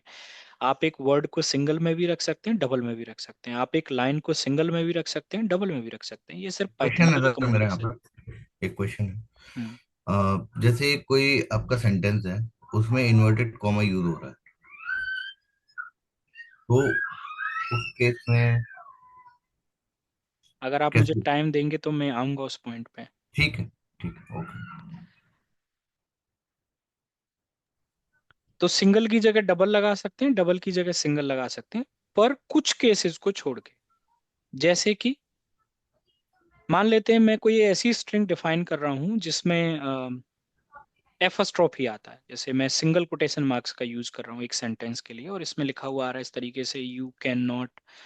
अब ये कैन नॉट मैं ऐसे लिख रहा हूँ, डू दिस, और फिर यहाँ पे मैंने ये कोटेशन मार्क्स को क्लोज कर दिया। तो टेक्निकली अगर आप देखेंगे तो क्या हो रहा है, यहाँ से आपका कोटेशन मार्क्स स्टार्ट हुआ और यहाँ पे कैन के बाद ये बंद हो गया। अभी जो टी डू दिस है, ये कोटेशन मार्क्स के अंदर नहीं आया, और एक कोटेशन मार्क्स जो स्टार्ट हुआ उसका कहीं क्लोज नहीं हुआ, तो ये टोटली इनवैलिड सिंटेक्स हुआ नहीं हुआ। तो अब इसको कैसे डील करें? तो इसका डील करने का सबसे पहला तरीका तो ये है कि बाहर वाले को हम लोग डबल कोटेशन मार्क्स रख सकते हैं। तो ये इश्यू मेरा रिजॉल्व हो गया। अभी मैं एक्स को प्रिंट करूंगा तो मेरा डेटा जैसा था वैसा प्रिंट हो जाएगा। एक तो ये तरीका हो गया। दूसरा तरीका हो गया कि मान लो मैं यहां पर यही रखना चाहता हूं, तो इसके मीनिंग को इग्नोर करने के लिए, जो सिंगल कोटेशन मार्क्स है, इसके मीनिंग को इग्नोर करने के लिए मैं एक बैक स्लैश लगा दूंगा। जब मैं बैक स्लैश लगाऊंगा तब भी आप देखेंगे ये वैसे ही काम करेगा। तो बाहर सिंगल ही रखो और अंदर जो सिंगल कोटेशन मार्क्स लगा है उसके मीनिंग को इग्नोर करने के लिए आप सिंगल कोटेशन मार्क्स लगा दो, और इस तरीके से इसका जो कोटेशन मार्क्स वाला मीनिंग था वो इग्नोर हुआ और अब ये एक करेक्टर की तरह ट्रीट हो रहा है। तब भी हम इसको ऐसे रिप्रेजेंट कर सकते हैं। मैं दोनों तरीके से दोनों लाइन में लिख देता हूं। या तो आप इसको डबल में रख लो बाहर वाले को ऐसे, इसको मत लगाओ, ऐसे बाहर वाले को डबल में रख लो, या फिर ऐसे लगा दो। अब जैसे मान लो कि मेरे को अंदर ही डबल कोटेशन मार्क्स यूज करना पड़े, मान लो मेरे को ऐसे लिखना पड़े हेलो, और मेरे को लिखना पड़े ऐसे अमित।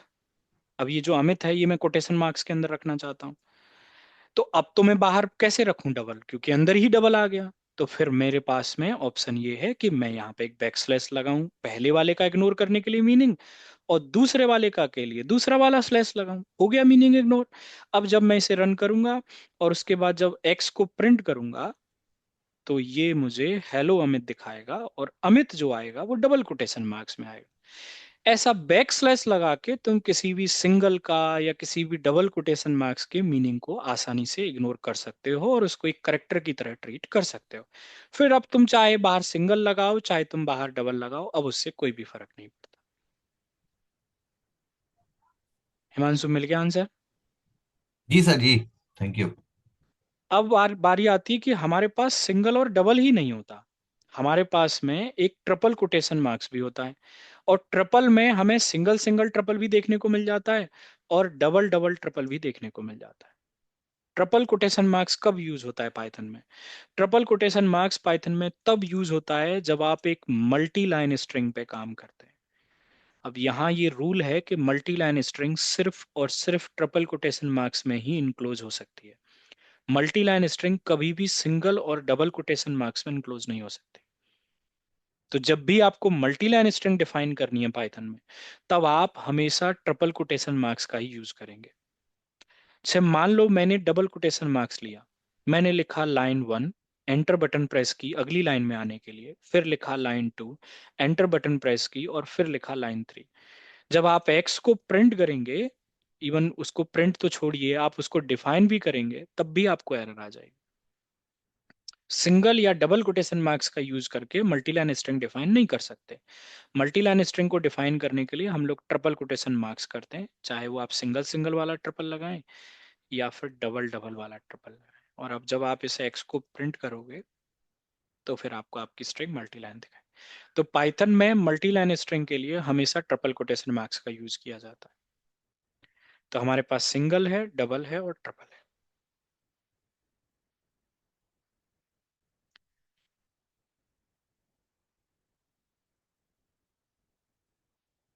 अब बारी आती है कॉम्प्लेक्स डेटा टाइप की। ये एक ऐसा डेटा टाइप है जो हम अपने पूरे पाइथन सेशन में यूज नहीं कर पाएंगे, पर मैं आपको बताऊंगा कि ये कहाँ यूज होता है। कॉम्प्लेक्स नंबर वही मैथमेटिकल नंबर है जो आप मैथमेटिक्स में 11 ट्वेल्थ में पढ़ चुके हैं, हालांकि अब आपको याद नहीं है, जहां एक नंबर रियल होता है और दूसरा वाला नंबर इमेजिनरी होता है। इसको डिफाइन करने का यही सिंटेक्स होता है, रियल प्लस इमेजिनरी जे। वहां आई होता था 11 ट्वेल्थ में जब आपने कॉम्प्लेक्स नंबर पढ़ा। अब आप मैथमेटिक्स आपको याद नहीं, बहुत साल हो गए इसलिए, पर वहां आई होता था, उसको हम लोग आयोटा बोलते थे। यहाँ पर जे होता है and J is predefined. Instead of J मैं कोई और करेक्टर यूज नहीं कर सकता। ये जो जे होता है इसकी वैल्यू प्री डिफाइन होती है, which is root square of -1। ये पहले से प्री डिफाइन होता है। ये पहला वाला नंबर आपका रियल होता है, दूसरा वाला नंबर आपका इमेजिनरी होता है। जब भी ऐसी कोई इक्वेशन होती है जहां एक नंबर हमारे पास रियल होता है और एक नंबर हमारे पास इमेजिनरी होता है, तब ऐसी इक्वेशंस में हम लोग कॉम्प्लेक्स नंबर का यूज करते हैं। तो अब ऐसी कौन सी जगह आती है जहां पर कॉम्प्लेक्स नंबर का यूज होता है? ये तब आती हैं जब आप काम करते हैं फिजिक्स पे, जब आप काम करते हैं इलेक्ट्रॉनिक्स पे। जैसे कि इलेक्ट्रॉनिक इंजीनियरिंग में जब आप जाएंगे, वहाँ एसी सर्किट्स होते हैं जहाँ वोल्टेज करंट, वहां पे आप देखेंगे तो आपको इमेजिनरी नंबर देखने को मिलता है। जो फेस के बीच में जो सिग्नल्स होते हैं, इलेक्ट्रिक सिग्नल्स, उनमें ये आपको देखने को मिलता है। ऑडियो जो रहती है आपकी, जो फ्रिक्वेंसी होती है ऑडियो में, वहां आपको ये कॉम्प्लेक्स नंबर देखने को मिल जाता है। या क्वांटम मैथमेटिक्स पे जब आप क्वांटम पे जब आप फिजिक्स पे जब आप जाते हैं, वहां ऐसी इक्वेशन इमेजिनरी वाली आपको देखने को मिल जाती है। तो ये बेसिकली जब आप फिजिक्स पे, इलेक्ट्रॉनिक्स पे, क्वांटम फिजिक्स पे, इस तरीके की आप जब काम कर रहे होते हैं, तभी आपको कॉम्प्लेक्स नंबर देखने को मिलता है। अदरवाइज ऑटोमेशन रहा, डेवलपमेंट रहा, ऐसे किसी भी पार्ट में आपको ये कॉम्प्लेक्स नंबर देखने को और यूज करने को नहीं मिलता। तो अगर मैं लिखता हूं यहाँ पे x is equal to 3 + 4j, the type of x will be nothing but complex number. यहाँ जो मैंने तो अभी 4 अपनी तरफ से ले लिया है, वैसे ये इमेजिनरी होता है। x डॉट रियल अगर आप करेंगे तो ये आपको 3 देगा, और x डॉट इमेजिनरी अगर आप करेंगे तो ये आपको 4 देगा। 4 हम नहीं लेते अपनी तरफ से, उसको हम लोग इमेजिनरी मान के चलते हैं। जैसे आपने देखा भी होगा x + y j, और x की जगह पे पहले से वैल्यू है, y को इमेजिन करके चल रहे हैं, and we have to resolve that. ऐसी इक्वेशंस में कॉम्प्लेक्स नंबर्स का यूज होता है। तो ये 5 डेटा टाइप हैं हमारे पास में। इंटीजर रहा, फ्लोट रहा, बूलियन रहा, स्ट्रिंग रहा, और कॉम्प्लेक्स रहा। किसी का कोई क्वेश्चन, कोई डाउट है? No sir. नो, यहाँ तो ठीक है। अगर मैं लिखता हूँ x इज इक्वल टू 192.168.0.1, और अगर मैं टाइप ऑफ x निकालता हूँ, तो टाइप ऑफ x क्या निकल के आएगा? बताओ। ये फ्लोट आना चाहिए।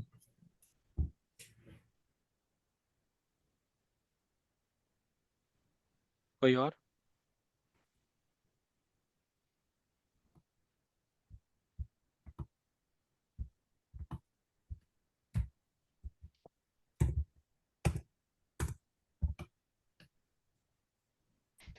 फ्लोट नहीं आएगा सर।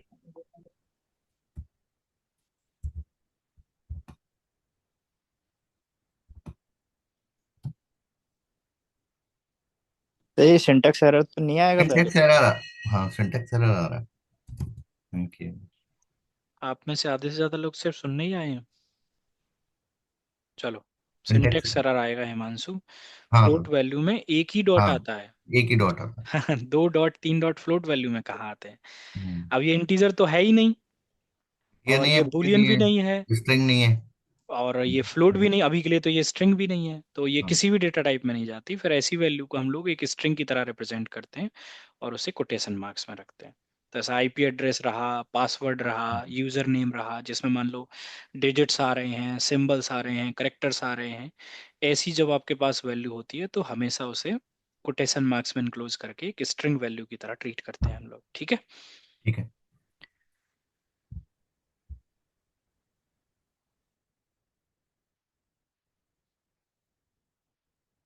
हमारे पास अब आते हैं ऑपरेटर्स, नेक्स्ट प्री रिक्विजिट में।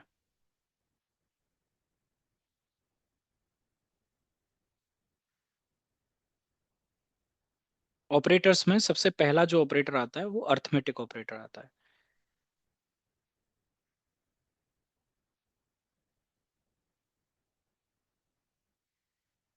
अच्छा, एक अपडेट मुझे आप सबको देना है। वैसे तो मैं लास्ट सेशन में भी आपको फिर से दूंगा, पर आप में से कोई ड्रॉप कर जाए उससे पहले ही मैं आपको बता देता हूँ कि आप जानते हैं कि अभी ईयर एंड चल रहा है, और फ्रीज भी चल रहा है। फ्रीज आप अगर जानते हैं तो फ्रीज का मतलब होता है कि आप कुछ प्रोडक्शन में नहीं लेके जा सकते, सारी चीज़ें रिलीज वगैरह ये सब बंद हो जाता है साल के लास्ट में। तो हमारे यहाँ फ्रीज वगैरह भी चल रहा है। तो ऐसे टाइम पे क्या होता है, काम थोड़ा कम हो जाता है। और फिर आप जानते हैं कि ऑन साइट के जो लोग हैं वो वैसे भी क्रिसमस वगैरह की ऑफ पे रहते हैं, और जो अगला आने वाला वीकेंड है उसमें क्रिसमस जो आपकी पड़ रही है वो थर्सडे की पड़ रही है। अगर आप फ्राइडे का ऑफ लेते हैं तो ये 4 दिन का ऐसे करके आपको ऑफ मिल जाएगा कंटिन्यूअसली। तो हर कोई फैमिली के साथ प्लान कर रहा है। तो अगले हफ्ते का मैंने भी फैमिली के साथ प्लान किया हुआ है। मैं नेक्स्ट वीकेंड ऑफ पे रहूँगा सैटरडे संडे के लिए। मतलब नेक्स्ट वीकेंड सैटरडे संडे को हमारा सेशन नहीं होगा। हम उसके बाद जब कंटिन्यू करेंगे वो उसके अगले वीकेंड से कंटिन्यू करेंगे। ठीक है, अगर आप भी कहीं जाना चाहते हैं तो आप भी घूम सकते हैं।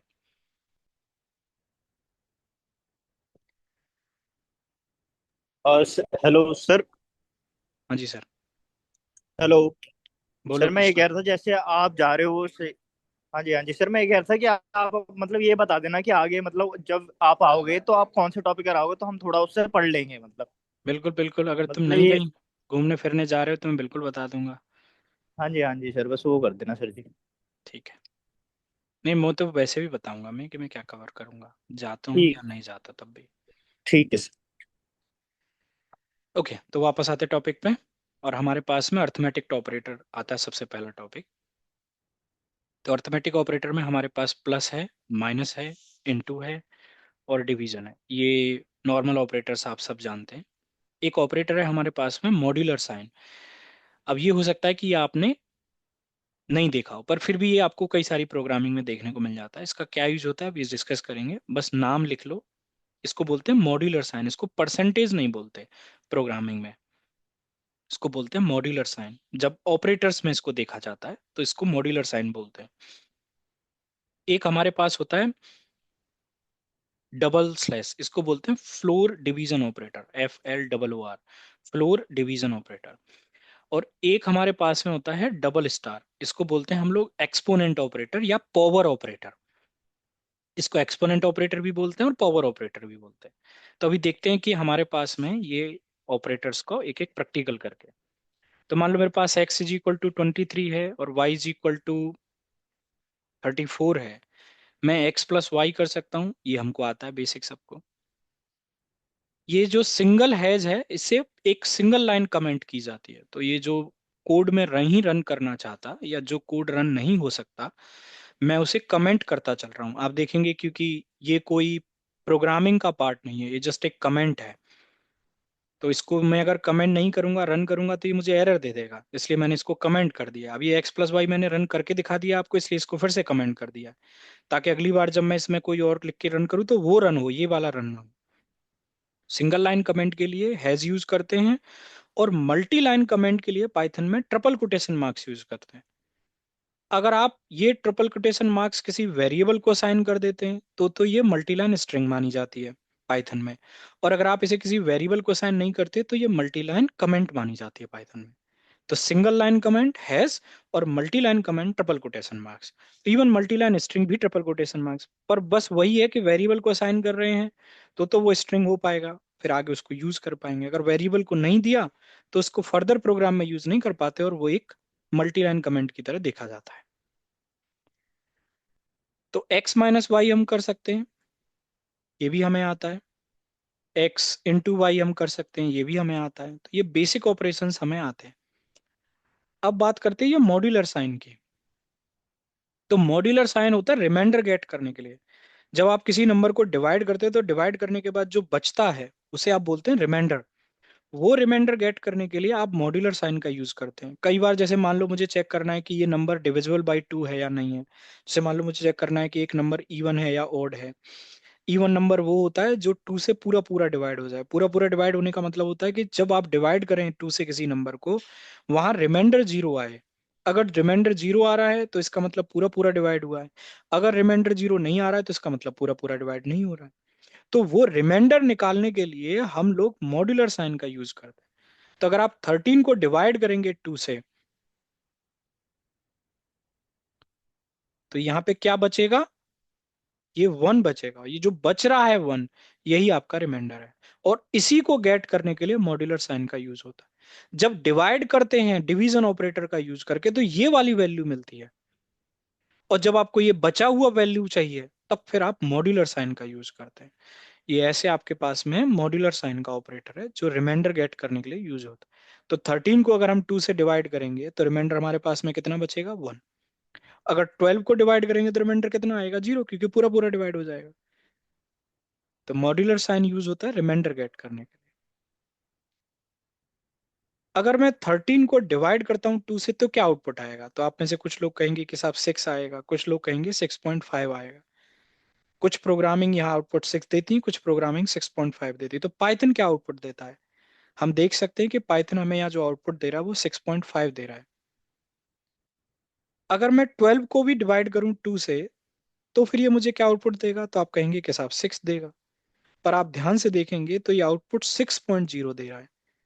इन दोनों प्रैक्टिकल से एक चीज आपको समझ में आनी चाहिए, और वो ये है कि ये जो नॉर्मल डिवीजन ऑपरेटर है ये हमेशा फ्लोट टाइप की वैल्यू ही रिटर्न करके दे रहा है, चाहे पूरा पूरा डिवाइड हो चाहे पूरा पूरा डिवाइड नहीं हो। जब पूरा पूरा डिवाइड हुआ तब भी फ्लोट टाइप की वैल्यू रिटर्न होके आई, जब पूरा पूरा डिवाइड नहीं हुआ तब भी फ्लोट टाइप की वैल्यू रिटर्न होके आई। मान लो कई बार आप डिवाइड कर रहे हो, आपने कहा मुझे फ्लोटिंग पॉइंट्स में नंबर चाहिए, जितना बच रहा है वो पूरा चाहिए, तब आप इस नॉर्मल डिवीजन ऑपरेटर से डिवाइड करेंगे। तो ये जो नॉर्मल डिवीजन ऑपरेटर है ये हमेशा फ्लोट टाइप की वैल्यू ही एज एन आउटपुट आपको रिटर्न करके देगा। इसीलिए पाइथन ने हमको एक डिवीजन ऑपरेटर और दिया है, और वो है ये double slash floor division operator. अब पाइथन कहता है कि मान लो आपने कहा नहीं जी मुझे नहीं चाहिए फ्लोट में, मुझे तो इंटीजर में चाहिए अपना आउटपुट डिवाइड करने के बाद, मतलब जो फ्रैक्शन से पहले की वैल्यू है मुझे वो चाहिए, पीछे वाला मुझे नहीं चाहिए। तो फिर आप डिवाइड करो फ्लोर डिवीजन ऑपरेटर का यूज करके। अगर आप 12 को डिवाइड करोगे 2 से तो आपको 6.0 नहीं 6 आएगा, जो कि एक इंटीजर वैल्यू है। इवन अगर आप 13 को भी डिवाइड करोगे 2 से तो आपको 6.5 नहीं 6 आएगा। अब अगर ये 6.9 भी होता तब भी वो आपको 6 ही देता, 7 नहीं देता। तो यहाँ कोई राउंडिंग नहीं हो रही, ऑटोमेटिकली वो फ्रैक्शन से पहले की वैल्यू आपको रिटर्न करके देगा, चाहे पीछे फिर कुछ भी हो, वो उसको इग्नोर करके फ्रैक्शन से पहले की जो वैल्यू होगी वो आपको रिटर्न करके देगा। ऐसे हमारे पास दो डिवीजन ऑपरेटर हैं पाइथन में, एक इंटीजर वैल्यू रिटर्न करता है और एक हमको फ्लोट टाइप की वैल्यू रिटर्न करता है।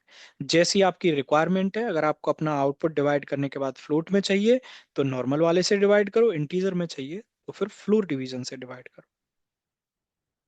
और जो लास्ट ऑपरेटर है डबल स्टार, वो मैंने आपको बताया उसको या तो एक्सपोनेंट ऑपरेटर बोलते हैं या पावर ऑपरेटर बोलते हैं। जैसे कई बार आपको पावर में नंबर को रिप्रेजेंट करना है, आपको लिखना है 4 की पावर 3। अब इसको कैसे लिखें 4 की पावर 3, तो हम लिखते हैं पाइथन में 4 डबल स्टार 3। ये कहता है कि 4 की पावर 3, इसका मतलब क्या है, इसका मतलब है इस तरीके से 4 की पावर 3। इसको कैसे लिखेंगे technically, 4 into 4 into 4, and that is going to be 60। तो जब हम इसे रन करेंगे तो आउटपुट हमारे पास क्या आएगा, 64।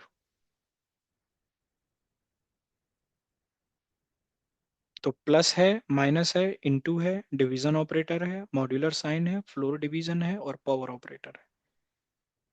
किसी का कोई डाउट, कोई क्वेश्चन है इसमें? तो एक क्वेश्चन है कि अ, जैसे हमें मॉड्यूलो यूज करना है या ये डिवीजन वाला साइन यूज करना है, but need only 2 digit after decimal, तो ऐसा कुछ कर सकते हैं? बाय डिफॉल्ट नहीं कर सकते, फिर उनमें हमें फंक्शन प्री डिफाइन और मॉड्यूल्स की हेल्प लेनी पड़ेगी। अभी हमें वो आता नहीं है, इसलिए उसको अभी स्किप कर देते हैं, आगे ऑटोमेटिकली आपको समझ में आ जाएगा। पर ये बिल्कुल पॉसिबल है। नमपाई में एक फंक्शन होता है राउंड करके, वहां आप अपने आउटपुट को कुछ कितने डेसिमल तक आपको राउंड करना है वो राउंड कर सकते हैं। उसके लिए कोई मॉड्यूल इंपोर्ट एक्टिविटी? करना पड़ता है हमको, नमपाई नाम का एक। अब हमको अभी पता ही नहीं है कि मॉड्यूल क्या होता है, तो इसलिए अभी इसको छोड़ देते हैं।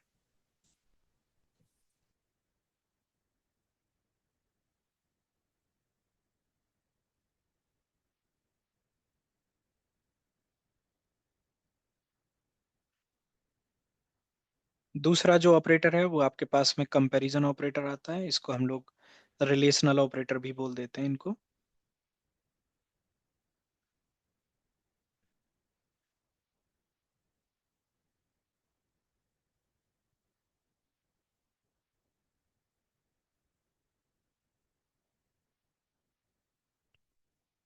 कंपैरिजन ऑपरेटर में आपको सबसे पहला ऑपरेटर डबल इक्वल देखने को मिलता है। अच्छा, हमारे पास में एक सिंगल इक्वल भी होता है। कई सारी जगहों पे सिंगल इक्वल ऑपरेटर भी एक कंपैरिजन की तरह कुछ प्रोग्रामिंग में काम करता है, पर पाइथन में ऐसा नहीं होता।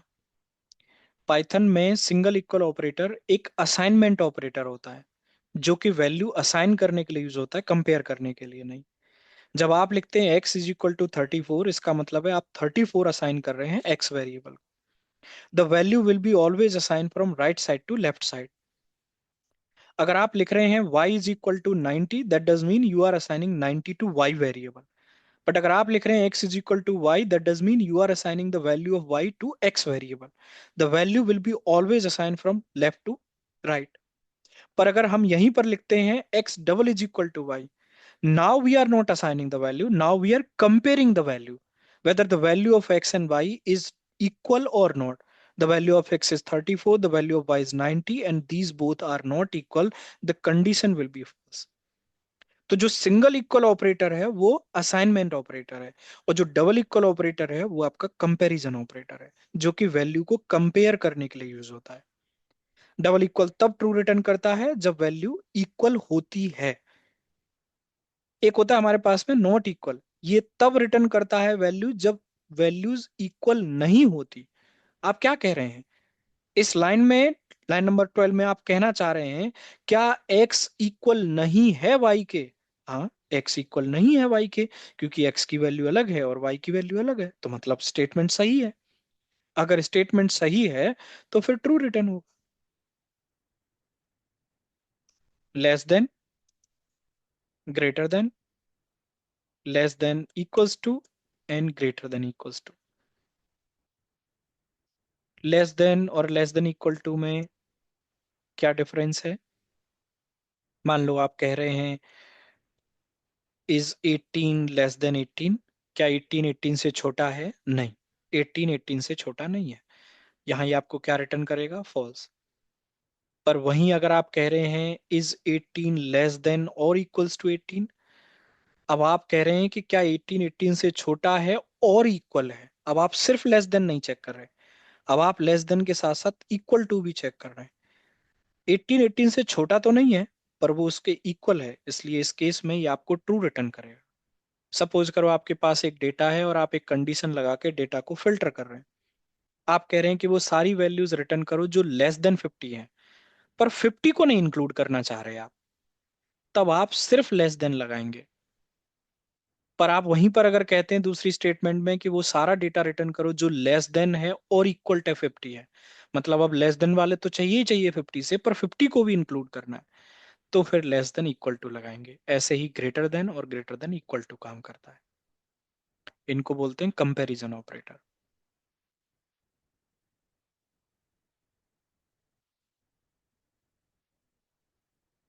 तीसरे होते हैं लॉजिकल ऑपरेटर।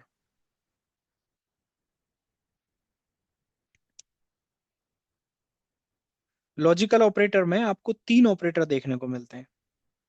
पहला ऑपरेटर आपको देखने को मिलता है एंड, दूसरा मिलता है और तीसरा मिलता है नॉट। कुछ प्रोग्रामिंग में एंड की जगह आपको एम्परसेंड देखने को मिलता है, पर यह पाइथन में नहीं है। ये वाला साइन आपने कहीं देखा होगा, एंड की जगह लगा हुआ, और की जगह आपने पाइप लगा हुआ देखा होगा, नॉट की जगह आपने एक्सप्लेनेशन मार्क लगा हुआ देखा होगा। नहीं, पाइथन में एंड और नॉट, ये तीनों प्री डिफाइन कीवर्ड हैं। जब भी आपको एंड ऑपरेटर लगाना है तो आप एंड लिखेंगे, जब आपको और ऑपरेटर लगाना है तो ये आप और एक एक कीवर्ड की तरह लिखेंगे, और जब आपको नॉट लगाना है तो नॉट आप एक कीवर्ड की तरह लिखेंगे। तो अब बात आती है कि एंड और नॉट कब यूज होता है। ये तब यूज होता है एंड और जब आप एक से ज्यादा कंडीशन पे काम कर रहे हैं। मान लो आप एक कंडीशन लगा रहे हैं और आप कह रहे हैं कि मुझे फाइल को दो कंडीशन में से कोई भी एक कंडीशन के ट्रू होने पर डिलीट कर देना है। पहली कंडीशन तो ये है कि फाइल 10 दिन पुरानी है, फिर चाहे उसका साइज कुछ भी हो तो मैं उस फाइल को डिलीट कर दूंगा। दूसरा, अगर फाइल मेरी 10 MB से बड़ी है, अब चाहे वो आज की ही बनी फाइल क्यों ना हो, तो मैं उसे डिलीट कर दूंगा। मतलब आप दो कंडीशन के बेसिस पे काम कर रहे हैं। आप कह रहे हैं दोनों में से कोई सी भी ट्रू हो जाए तो फिर हम ये फाइल को डिलीट कर देंगे। ऐसे केस में हम और ऑपरेटर लगाएंगे। पर वही मान लो आप एक और सिनेरियो जिस पे आप काम कर रहे हैं, आप कह रहे हैं कि हम लॉग इन तभी करेंगे सक्सेसफुली जब आपका यूजर नेम और पासवर्ड दोनों सही होंगे। अभी मान लो पासवर्ड सही है, यूजर नेम सही नहीं है, या आपका यूजर नेम सही है, पासवर्ड सही नहीं है, तो फिर हम लॉग इन नहीं करेंगे। मतलब अब टास्क तब होगा जब दोनों कंडीशंस ट्रू होंगी। ऐसे केस में एंड ऑपरेटर का यूज करते हैं। एंड ट्रू तब रिटर्न करता है जब दोनों कंडीशन सही होती हैं, और ट्रू तब रिटर्न करता है जब दोनों में से कोई सी भी एक कंडीशन आपकी सही होती है। जैसे एक बहुत बेसिक से एग्जांपल से समझो। जब आप कॉलेज में या फिर आप स्कूल में जब आप एग्जाम देने जाते थे, तो कई बार आपको क्वेश्चन नंबर 1 में दो पार्ट देखने को मिलते थे। जैसे क्वेश्चन नंबर 1 है, यहाँ ए और बी, इसके बीच में कई बार आपको एंड लगा हुआ मिलता था, तो इसका मतलब था आपको ए भी सॉल्व करना है और बी वाला पार्ट भी सॉल्व करना है। जब आपको और देखने को मिलता था, तो इसका मतलब था आप ए और बी में से कोई सा भी एक पार्ट सॉल्व कर सकते हैं। सेम यहाँ पर है। अगर दो कंडीशंस के बीच में एंड लगा है, तो इसका मतलब अब दोनों कंडीशंस के ट्रू होने पे ही ट्रू माना जाएगा। अगर और लिखा है, तो इसका मतलब है या तो पहली वाली कंडीशन ट्रू हो या दूसरी वाली, दोनों में से कोई सी भी एक ट्रू होगी, तो फिर आपका ट्रू हो जाएगा। तो एंड ट्रू तब रिटर्न करता है जब दोनों कंडीशंस ट्रू होती हैं। मान लो मैं एक प्रोग्राम बना रहा हूं जिसमें मैं कह रहा हूं कि आज संडे है, और मैं एक शॉपिंग के लिए गया, वहां मुझे एक ऑफर मिलता है, पर वो ऑफर सिर्फ संडे के लिए वैलिड है। वो कहता है कि अगर आप सिर्फ संडे वाले दिन शॉपिंग करने आते हैं तो आपको 10% डिस्काउंट मिलेगा। पर कब मिलेगा? जब आप संडे वाले दिन आए हैं शॉपिंग करने के लिए और आप 5,000 रुपए से ज्यादा की शॉपिंग कर रहे हैं, तो ही मिलेगा, अदरवाइज नहीं। मतलब दोनों कंडीशंस वैलिडेट होनी चाहिए। पहला तो डे संडे होना चाहिए, दूसरा अमाउंट मेरा 5,000 से ज्यादा होना चाहिए, तो ही सिर्फ मुझे डिस्काउंट मिलेगा, अदरवाइज मुझे डिस्काउंट नहीं मिलेगा। ऐसे केस में हम एंड ऑपरेटर लगाएंगे। तो मान लो एक कंडीशन हम लेते हैं, is 4 greater than 5 and 6 double is equal to 6। क्या 4 बड़ा है 5 से? नहीं। पहली कंडीशन आपकी फॉल्स हो जाती है। एंड कहता है कि अगर दोनों में से एक भी फॉल्स है, तो फिर आपका फाइनल आउटपुट आपको फॉल्स ही मिलेगा। पर यहीं पर अगर हम और लगा रखे हैं, तो और कहता है कि दोनों में से अगर कोई सी भी एक कंडीशन ट्रू है, तो फाइनल आउटपुट आपको ट्रू आता है। तो जब ऐसे मल्टीपल कंडीशन के बेसिस पे हम कोड लिख रहे होते हैं, तब हम एंड और ऑपरेटर का यूज करते हैं।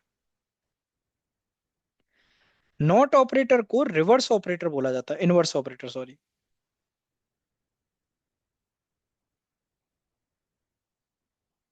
तो ये क्या करता है, जैसे जो ट्रू है उसे फॉल्स में कन्वर्ट कर देता है, और जो फॉल्स है उसे ट्रू में कन्वर्ट कर देता है। जैसे मैंने लिखा 3 डबल इज इक्वल टू 3, तो कंडीशन ट्रू है, but not will inverse this into false. मान लो मैंने कहा is 2 greater than 3, condition false है आपकी, but not will convert that into true. तो इसको कैसे यूज करते हैं? जैसे मान लो तुम एक फाइल में से डेटा रीड कर रहे हो, और तुमने कंडीशन लगाई इफ नॉट डेटा, मतलब जो मैंने फाइल में से डेटा रीड किया है, अगर फाइल में कोई डेटा है ही नहीं, फाइल एक एम्प्टी फाइल है, तो मैंने कहा इफ नॉट डेटा, तो फिर प्रिंट कर दो फाइल इज एम्प्टी, और if there is a data, तो फिर उस डेटा पे काम करो। सो नॉट इस तरीके से यूज होता है जब ऐसी कंडीशंस हम लगाते हैं। मान लो तुमने कोई एपीआई कॉल की, वहां से तुम चेक करो कोई डेटा रिटर्न होके आया नहीं आया, कोई कनेक्शन बनाया, कनेक्शन बना या नहीं बना। तो ऐसे जब भी मेरा आउटपुट मुझे रिवर्स करना है, तब उस केस में हम नॉट ऑपरेटर का यूज करते हैं। तो अभी आगे जब प्रोग्राम बनाएंगे इन सब का तब यूज करेंगे हम लोग। किसी को भी अगर एक भी सिंगल लाइन सिंगल वर्ड नहीं समझ में आए, तो please feel free to discuss, otherwise मुझे नहीं पता चलेगा कि आपको समझ में आया या नहीं समझ में आया। एक बार सर एंड को रिपीट करेंगे क्या? एंड को रिपीट कर दीजिए, मतलब रिवाइज करेंगे क्या एंड एंड ऑपरेटर? ऑपरेटर जब दोनों कंडीशंस आपकी ट्रू होती हैं, तब हम एंड, मतलब मैं चाहता हूं कि कोई भी काम मुझे तब करना है जब दोनों कंडीशंस मेरी सही हो। जैसे मैंने कहा कि यूजर नेम और पासवर्ड दोनों अगर सही होंगे तो ही हम लॉग इन करेंगे, अदरवाइज नहीं। तो ऐसे केस में हम एंड ऑपरेटर लगाएंगे। यूजर नेम भी सही होना चाहिए और पासवर्ड भी सही होना चाहिए। तो एंड ट्रू तब रिटर्न करता है जब दोनों कंडीशन आपकी, यानी कि कंडीशन 1 एंड कंडीशन 2, ये दोनों कंडीशंस जब आपको ट्रू देंगी तो ही आपका आउटपुट ट्रू आएगा। अगर इन दोनों में से कोई सी भी कंडीशन आपको, सॉरी, ट्रू आएगा, कोई सी भी एक भी कंडीशन अगर आपको फॉल्स दे देती है, मान लो पहली फॉल्स दे देती है, दूसरी वाली ट्रू दे देती है, तो फिर आपका आउटपुट फॉल्स आएगा। या मान लो पहली वाली ट्रू दे देती है और दूसरी वाली आपको फॉल्स दे देती है, तो अभी आपका आउटपुट फॉल्स आएगा। ट्रू तभी आएगा जब दोनों कंडीशंस आपकी ट्रू होंगी। मान लो यहाँ पासवर्ड वैलिडेट कर रहे हो, यहाँ यूजर नेम वैलिडेट कर रहे हो, आपने कहा कि पासवर्ड भी सही है, यूजर नेम भी सही है, तभी हमको लॉगिन करना है, अदरवाइज नहीं। ठीक है। ओके।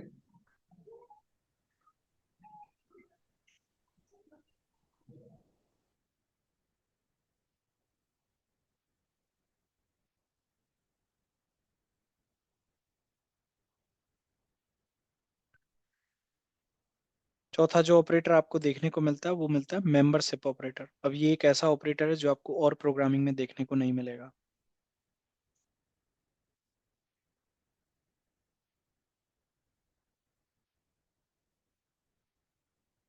मेंबरशिप ऑपरेटर में हमारे पास दो ऑपरेटर हैं, एक इन ऑपरेटर है और एक नॉट इन ऑपरेटर है। तो मेंबरशिप ऑपरेटर का क्या यूज होता है? मेंबरशिप ऑपरेटर का यूज होता है ये चेक करने के लिए कि एक पर्टिकुलर आइटम एक सीक्वेंस का मेंबर है या नहीं है। एक पर्टिकुलर आइटम एक सीक्वेंस का मेंबर है या नहीं है। अब ये इससे समझ में नहीं आया, चलो दोबारा समझते हैं। मान लो मेरे पास एक यूजर्स का सीक्वेंस है जिसमें यूजर का कलेक्शन है, जिसमें कुछ यूजर्स के नाम लिखे हुए हैं, जैसे कि अमित लिखा हुआ है, रोहन लिखा हुआ है, रूट लिखा हुआ है, एंड श्याम लिखा हुआ है। और मुझे चेक करना है कि इन सारे यूजर्स के सीक्वेंस और कलेक्शन में रूट एग्जिस्ट करता है या नहीं, यानी कि रूट इस कलेक्शन का और सीक्वेंस का मेंबर है या नहीं है। तो ये चेक करने के लिए मुझे कोई लूप नहीं लगाना, कुछ नहीं लगाना, सिंपल रूट इन यूजर्स और not. If this root value will be the member of this sequence, then it will return true. If the root will not be the member of this sequence, then it will return false. ऐसे Python में आसानी से हम check कर सकते हैं। अगर मैं इसे रन करूंगा तो रूट इस सीक्वेंस का मेंबर है, इसलिए ये मुझे ट्रू रिटर्न करेगा। पर ये केस सेंसिटिव होता है। अगर मान लो मैंने रूट का आर कैपिटल लिख दिया यहाँ पे, या मान लो मेरे पास यहाँ पे रूट का आर कैपिटल है और मैं यहाँ से स्मॉल आर करके सर्च कर रहा हूँ। अच्छा, यही नहीं, पूरा का पूरा पाइथन ही केस सेंसिटिव है। और आज के बाद आपके माइंड में ये वाला कंफ्यूजन और क्वेश्चन होना ही नहीं चाहिए। ऐसा कोई सिंगल टॉपिक नहीं है जहां पाइथन केस सेंसिटिविटी को मेंटेन नहीं करता, हर जगह पर करता है। पूरा का पूरा पाइथन ही केस सेंसिटिव है। अब वहां रूट का आर कैपिटल है, मैंने रूट का आर स्मॉल लिया है, तो ये मुझे फॉल्स रिटर्न करेगा। तो ये केस सेंसिटिव होता है, ये चीज हमें ध्यान रखनी है। तो मेंबरशिप ऑपरेटर का यूज होता है ये चेक करने के लिए कि एक पर्टिकुलर आइटम एक सीक्वेंस का मेंबर है या नहीं है। अब वो जरूरी नहीं कि बस स्ट्रिंग के लिए ही काम करेगा, वो सीक्वेंस में इंटीजर वैल्यू भी हो सकती है, आप उसके लिए चेक कर सकते हो। वो सीक्वेंस में फ्लोट वैल्यू हो सकती है, आप उसके लिए चेक कर सकते हो। आप स्ट्रिंग है, इंटीजर है, फ्लोट है, किसी भी तरीके का सीक्वेंस है आपका, हर एक सीक्वेंस पे आप हर तरीके की वैल्यू पे आप ये मेंबरशिप ऑपरेटर लगा सकते हो। तो एक पर्टिकुलर आइटम एक सीक्वेंस का मेंबर है या नहीं है, ये चेक करने के लिए हम मेंबरशिप ऑपरेटर का यूज करते हैं। Not in is just the opposite of that. मान लो आप कहते हैं कि रूट नॉट इन यूजर्स, क्या रूट यूजर्स में नहीं है? नहीं, रूट तो यूजर्स में है, मतलब स्टेटमेंट गलत है। गलत है तो ये क्या रिटर्न करेगा? ये रिटर्न करेगा मुझे बस। तो मेंबरशिप ऑपरेटर ये चेक करने के लिए यूज करते हैं कि एक पर्टिकुलर आइटम इस कलेक्शन और सीक्वेंस का मेंबर है या नहीं है। क्लियर है? सर यहाँ पे जो हमने यूजर्स में जो वेरिएबल्स डाला है, ठीक है, हम्म। ब्रैकेट के अंदर, हम्म। वो ये जो ब्रैकेट है, ठीक है, हम्म। ये यहाँ पे डिफरेंट लगाया है आपने। ऊपर जब हम एक्स में या वाई में जब डालते हैं तो दूसरा वाला ब्रैकेट है। तो जब भी हम ऐसे स्क्वायर ब्रैकेट लगाते हैं, ऐसे टाइप को हम लोग लिस्ट बोलते हैं, जो कि अभी हाँ, आगे पाइथन में पढ़ेंगे। तो सीक्वेंस किसको बोलते हैं हिमांशु? सीक्वेंस पाइथन प्रोग्रामिंग में उसको बोलते हैं जो मल्टीपल वैल्यूज का कलेक्शन होता है, और मल्टीपल वैल्यूज को किसी डेटा स्ट्रक्चर के अंदर ही रखा जा सकता है। उसमें मैंने कल आपको बताया था कि पाइथन में 4 पॉपुलर डेटा स्ट्रक्चर हैं। एक लिस्ट आता है, एक टुपल आता है, एक डिक्शनरी और एक सेट। ये 4 डेटा स्ट्रक्चर आपको देखने को मिलते हैं। चारों को डिक्लेयर और डिफाइन करने का अलग अलग तरीका होता है, जो कि हम अगले सेशंस में पढ़ेंगे। तो ये लिस्ट को डिफाइन करने का ये तरीका है। लिस्ट को डिफाइन करता लिस्ट को है। डिफाइन कर, बिना लिस्ट के मैं मल्टीपल वेरिएबल्स को या बिना किसी डेटा स्ट्रक्चर के मल्टीपल वेरिएबल को एक वैल्यू में नहीं रख सकता, मतलब एक वेरिएबल में। इसलिए मुझे लिस्ट बनाना पड़ा। और इसीलिए आप देखेंगे तो मैं बार बार एक वर्ड यूज कर रहा हूँ, sequence, sequence collection, sequence collection. Sequence और कलेक्शन ही उसको बोलते हैं जो मल्टीपल वैल्यूज का कलेक्शन है। तो यहाँ पे लिस्ट बनाने के लिए मुझे स्क्वायर ब्रैकेट लगाने पड़े ताकि मैं मल्टीपल यूजर्स को रख पाऊँ इसके अंदर। ठीक है।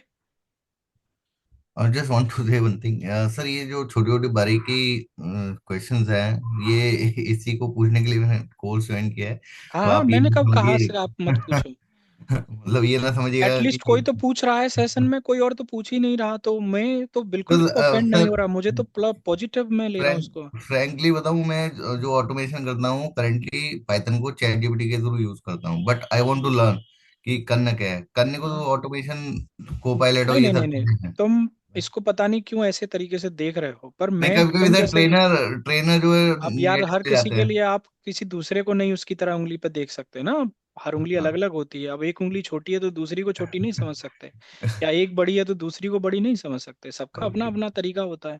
मैं तो बिल्कुल भी इसको नेगेटिव वे में नहीं ले रहा। थैंक यू मतलब सर। एटलीस्ट कम से कम कोई पूछ तो रहा है, that is giving some sign to me that at least some people are giving some efforts, or they are listening properly, or they are asking question, but और यही तो चाहिए होता है। हाँ सर, अब इसलिए सब ज्वाइन हर कोई किया है चुप अगर कोर्स। बैठा रहेगा तो फिर तो मुझे भी पढ़ाने में मजा नहीं आएगा हिमांशु, राइट। सीरियसली अगर आप मुझसे पूछें तो।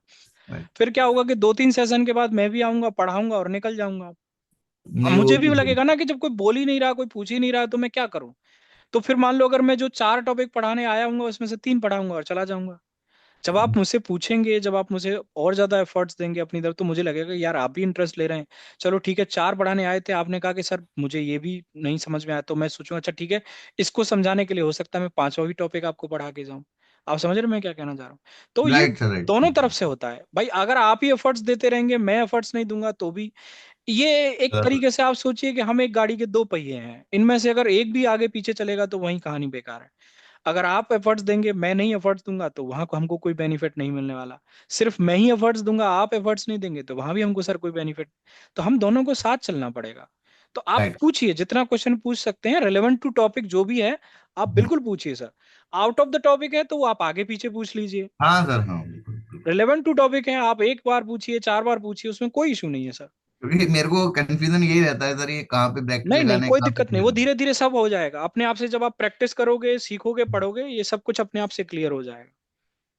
है। ओके सबको होता है, उसमें कोई आप ऐसे नेगेटिव वे में मत लो उसको। ठीक है। सर, ठीक है।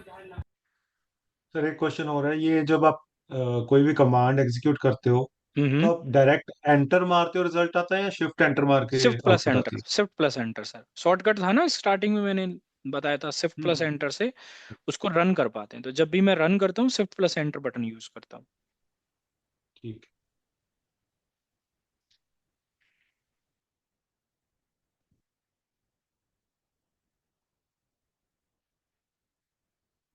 एक और ऑपरेटर होता है, उसको हम बोलते हैं आइडेंटिटी ऑपरेटर, पर ये ना हमको थोड़ा सा ऑफ ट्रैक लेके जाएगा। तो बिल्कुल भी कंफ्यूज मत होना। अभी आपको अगर उसका 10% 20% भी समझ आए ना, तो भी ठीक है। अगले सेशंस में वो अपने आप क्लियर हो जाएगा, क्योंकि ये ऑफ ट्रैक कहानी है पूरी की पूरी।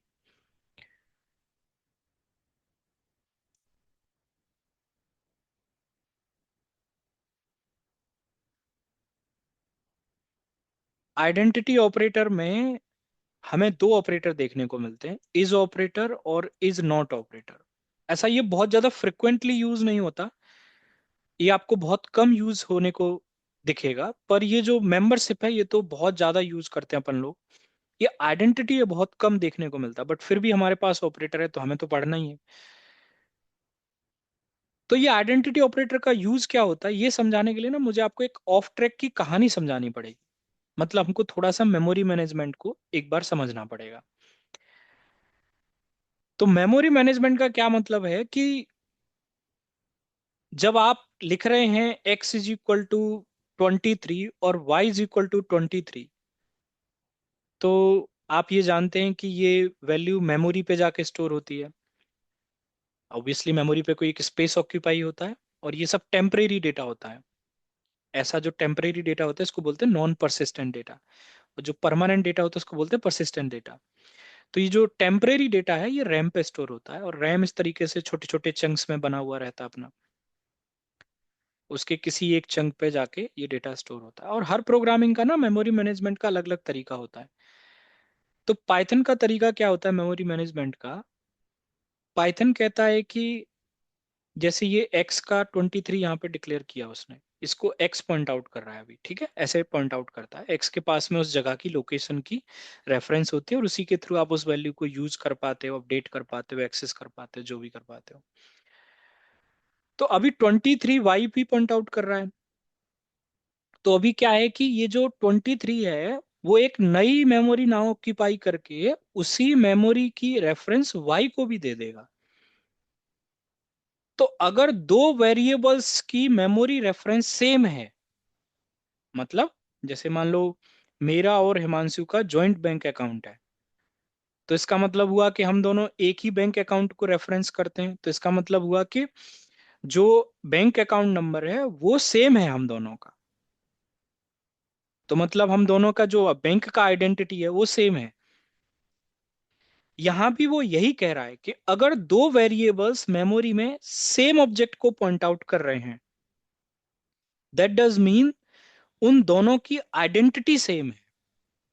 अभी हम ये प्रैक्टिकल करके देखेंगे। ये जो आइडेंटिटी ऑपरेटर है इज, वो यही चेक करने के लिए यूज होता है कि क्या दो वेरिएबल्स की आइडेंटिटी सेम है या नहीं है। अगर दो वेरिएबल्स की आइडेंटिटी सेम है, इसका क्या मतलब है? इसका यह मतलब है कि वो दो वेरिएबल मेमोरी में एक ही वैल्यू को पॉइंट आउट करते हैं, अलग अलग वैल्यू को नहीं। अब पाइथन में क्या होता है कि ये जो मेमोरी मैनेजमेंट है, हमने 5 डेटा टाइप पढ़े। इंटीजर के लिए होता है 0 से लेके 256 तक बस। मतलब अगर आपका नंबर 0 से लेके 256 तक के बीच में आता है, तो वो सेम मेमोरी में, मतलब एक ही वैल्यू को मल्टीपल वेरिएबल्स पॉइंट आउट करेंगे, जिनके पास भी वो वैल्यू होगी वो सब उसी वैल्यू को पॉइंट आउट करेंगे, अलग अलग मेमोरी नहीं मिलेगी। पर अगर आपकी वैल्यू इस नंबर के बाहर है, मान लो मेरे पास है a इज इक्वल टू 359 और b इज इक्वल टू 359, तो फिर मेमोरी में अब दो अलग अलग मेमोरी ऑक्यूपाई होगी। एक 359 कहीं और होगा, उसको ए पॉइंट आउट करेगा, और एक 359 अलग होगा, उसको बी पॉइंट आउट करेगा। तो अब अगर मैं इन दोनों की आइडेंटिटी चेक करूंगा तो फिर वो अलग अलग आएगी, वो सेम नहीं आएगी। क्यों? क्योंकि दोनों अलग अलग मेमोरी में वैल्यू को पॉइंट आउट कर रहे हैं, सेम को नहीं पॉइंट आउट कर रहे हैं। तो ये इंटीजर में काम तो करता है मेमोरी मैनेजमेंट, ये काम करता है सिर्फ 0 से लेकर 256 तक। फ्लोट में ये काम नहीं करता, कॉम्प्लेक्स में ये काम नहीं करता, बुलियन में ये काम नहीं करता। बस दो ही डेटा टाइप में काम करता है, इंटीजर में और स्ट्रिंग में। स्ट्रिंग में कोई रेंज नहीं होती। अगर आपकी दो वैल्यूज स्ट्रिंग सेम है, जैसे कि अमित और अमित, अगर ये दोनों सेम है, बिल्कुल एग्जैक्टली सेम है, तो एक ही मेमोरी ऑक्यूपाई होगी, अलग अलग मेमोरी ऑक्यूपाई नहीं होगी। तो इंटीजर में ये 0 से लेके 256 तक बस काम करता है। इसका मतलब ये है कि अगर मान लो मेरे पास है x इज इक्वल टू 23 और y इज इक्वल टू 23, तो अगर मैं लिखता हूं x इज y, तो ये मुझे रिटर्न करेगा ट्रू। इसका क्या मतलब हुआ? इसका ये मतलब हुआ कि x और y मेमोरी में एक ही वैल्यू को पॉइंट आउट कर रहे हैं, मेमोरी में दो अलग अलग वैल्यू नहीं है। अभी हम कैसे चेक करें? हमारे पास एक id नाम का प्री डिफाइंड फंक्शन है, इससे हम x की आईडी निकाल सकते हैं और इससे हम y की आईडी निकाल सकते हैं। अगर आप देखोगे तो दोनों की आईडी सेम आई है, मतलब दोनों की आइडेंटिटी सेम है। अगर दो वेरिएबल्स की आइडेंटिटी सेम है किसी भी पाइथन प्रोग्राम के अंदर, इसका मतलब है कि मेमोरी में वो एक ही वैल्यू को पॉइंट आउट कर रहे हैं। अब यहीं पर अगर मान लो मैंने लिया a इज इक्वल टू 567 और b इज इक्वल टू 567, अब ये मेरी रेंज से बाहर हो गया 256 वाली से। तो मैंने अभी आपको क्या बताया कि अगर आपका इंटीजर नंबर 256 से बड़ा है तो फिर अलग अलग मेमोरी ऑक्यूपाई होती है। तो अब अगर आप लिखते हैं a इज b, तो फिर अब क्या ये एक ही को पॉइंट आउट करते हैं मेमोरी में? नहीं। इसलिए अब ये क्या रिटर्न करेगा आपको? फिल्स। फॉल्स क्यों रिटर्न कर रहा है? क्यों? क्योंकि ए और बी की आइडेंटिटी सेम नहीं है। अब क्यों सेम नहीं है? क्योंकि जब आप आईडी ऑफ ए देखोगे और आईडी ऑफ बी देखोगे तो आप देखोगे कि दोनों का आईडी नंबर अलग अलग आया है। क्यों? क्योंकि दोनों मेमोरी में अलग अलग वैल्यू को पॉइंट आउट करते हैं, सेम वैल्यू को पॉइंट आउट नहीं करते। तो मेंबरशिप ऑपरेटर के थ्रू मैं क्या चेक कर पाता हूं? आइडेंटिटी ऑपरेटर के थ्रू मैं क्या चेक कर पाता हूं? आइडेंटिटी ऑपरेटर के थ्रू मैं ये चेक कर पाता हूं, क्या दो वेरिएबल्स की आइडेंटिटी सेम है या नहीं है। अगर दो वेरिएबल की आइडेंटिटी सेम है तो इसका क्या मतलब है? इसका सीधा सीधा सा एक मतलब है कि वो दोनों वेरिएबल्स मेमोरी में एक ही वैल्यू को पॉइंट आउट कर रहे हैं। अगर उन दो वेरिएबल्स की आइडेंटिटी अलग है, यानी कि अगर वो सेम नहीं है, तो इसका सीधा सीधा सा मतलब है कि वो अलग अलग वैल्यूज को पॉइंट आउट कर रहे हैं, वो सेम वैल्यूज को पॉइंट आउट नहीं कर रहे। तो आइडेंटिटी ऑपरेटर के थ्रू, अब अगर मैं लिखता हूं यहां पे A double is equal to B, तो फिर आप आइडेंटिटी नहीं, फिर आप वैल्यू कंपेयर कर रहे हैं। वैल्यू तो सेम है और बी की, अब यहां मेमोरी थोड़ी चेक कर रहे हैं, आप वैल्यू चेक कर रहे हैं। पर इज के थ्रू आप मेमोरी रेफरेंस चेक कर रहे हैं, ना कि वैल्यू चेक कर रहे हैं। तो एक रहा मेरे पास में कि वैल्यू तो इक्वल है पर मेमोरी में अलग अलग जगह पर रखी हुई है। तो डबल इक्वल से हम वैल्यू कंपेयर करते हैं, रेफरेंस नहीं। और ये जो आइडेंटिटी ऑपरेटर है, इससे हम रेफरेंस चेक करते हैं कि क्या दो वेरिएबल मेमोरी में सेम ऑब्जेक्ट को रेफरेंस कर रहे हैं या अलग ऑब्जेक्ट को रेफरेंस कर रहे हैं। इसके लिए हम आइडेंटिटी ऑपरेटर का यूज करते हैं। ये कई बार तब यूज किया जाता है जब ऑब्जेक्ट ओरिएंटेड प्रोग्रामिंग में हम काम कर रहे हैं। मान लो ऊप्स प्रोग्रामिंग में जो आगे पढ़ेंगे, वहां हमारे पास एक क्लास का ऑब्जेक्ट एक्सपेक्टेड है। अब वहां पर कोई और टाइप का ऑब्जेक्ट हमारे पास ना आए, उसी टाइप का आए, उसकी रेफरेंस चेक करने के लिए हम लोग ये आइडेंटिटी ऑपरेटर का यूज करते हैं, ये आइडेंटिफाई करने के लिए कि ये उसी टाइप का ऑब्जेक्ट है, किसी और टाइप का ऑब्जेक्ट नहीं है। अदरवाइज नॉर्मली ये आपको बहुत कम यूज होते हुए दिखाई देगा, पर ये मेंबरशिप आपको हर रोज होते हुए दिखाई देगा। बोलो, कोई कुछ पूछना है चाहता है इसमें? सर इज नॉट का भी थोड़ा एग्जांपल दीजिए sir. Is not is just the opposite of that. Suppose करो आप कहते हैं कि A is not B, that does mean, क्या ए और बी मेमोरी में एक ही ऑब्जेक्ट को नहीं पॉइंट आउट करते? हाँ, बिल्कुल अच्छा नहीं हाँ, करते, और क्योंकि दोनों की अलग अलग और- आइडेंटिटी। तो इसलिए ये हमको ट्रू रिटर्न करके दे।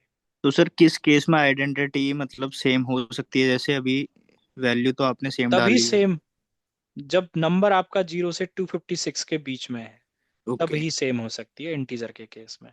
ओके। स्ट्रिंग के सर केस में अगर वैल्यू सेम है तो हो सकती है। सर आईडी एक्स और आईडी वाई दिया ना वो नंबर्स, मतलब अगर वो डिलीट और temporary base right, it will get deleted हाँ दैट। हाँ हाँ, ये सब डिलीट हो जाएगा जैसे ही आपका प्रोग्राम का एग्जीक्यूशन खत्म, ये सब डिलीट हो जाएगा। ये सब टेम्परेरी डेटा है, मतलब परमानेंट कवर डेटा तो लिखा बस दो तो ही है। हाँ, परमानेंट डेटा बस दो ही जगह रहता है, या तो फाइल्स के अंदर या डेटाबेस के अंदर।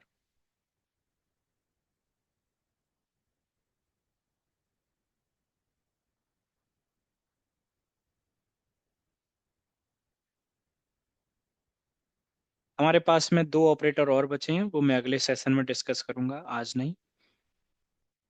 मैंने आपको कहा था कि असाइनमेंट ऑपरेटर में एक सिंगल इक्वल तो आता ही आता है। हमारे पास असाइनमेंट ऑपरेटर में और भी कुछ ऑपरेटर्स आते हैं, जैसे कि प्लस इक्वल्स टू होता है, माइनस इक्वल्स टू होता है, ऐसे कुछ ऑपरेटर्स आपने देखे होंगे, ये हम देखेंगे। वैसे हम यूज तो नहीं करते, इसलिए हम इनको बहुत लाइटली देखेंगे। बिटवाइज ऑपरेटर्स और होते हैं हमारे पास में। बिटवाइज ऑपरेटर बिट्स के साथ जब आप काम करते हैं, और हम बिट्स के साथ काम नहीं कर रहे, बिट्स मतलब 101 के साथ जब आप काम करते हैं वो तब यूज होते हैं, पर हम बिट्स के साथ काम नहीं कर रहे, इसलिए हमारे किसी भी यूज केस में ये काम नहीं आने वाले, इसलिए बहुत लाइटली इनको देखेंगे। और एक छोटा सा क्विक इंट्रोडक्शन के साथ हम आगे बढ़ेंगे। ऑपरेटर्स के बाद में हमारे पास में एक टॉपिक आएगा, रूल्स ऑफ आइडेंटिफायर।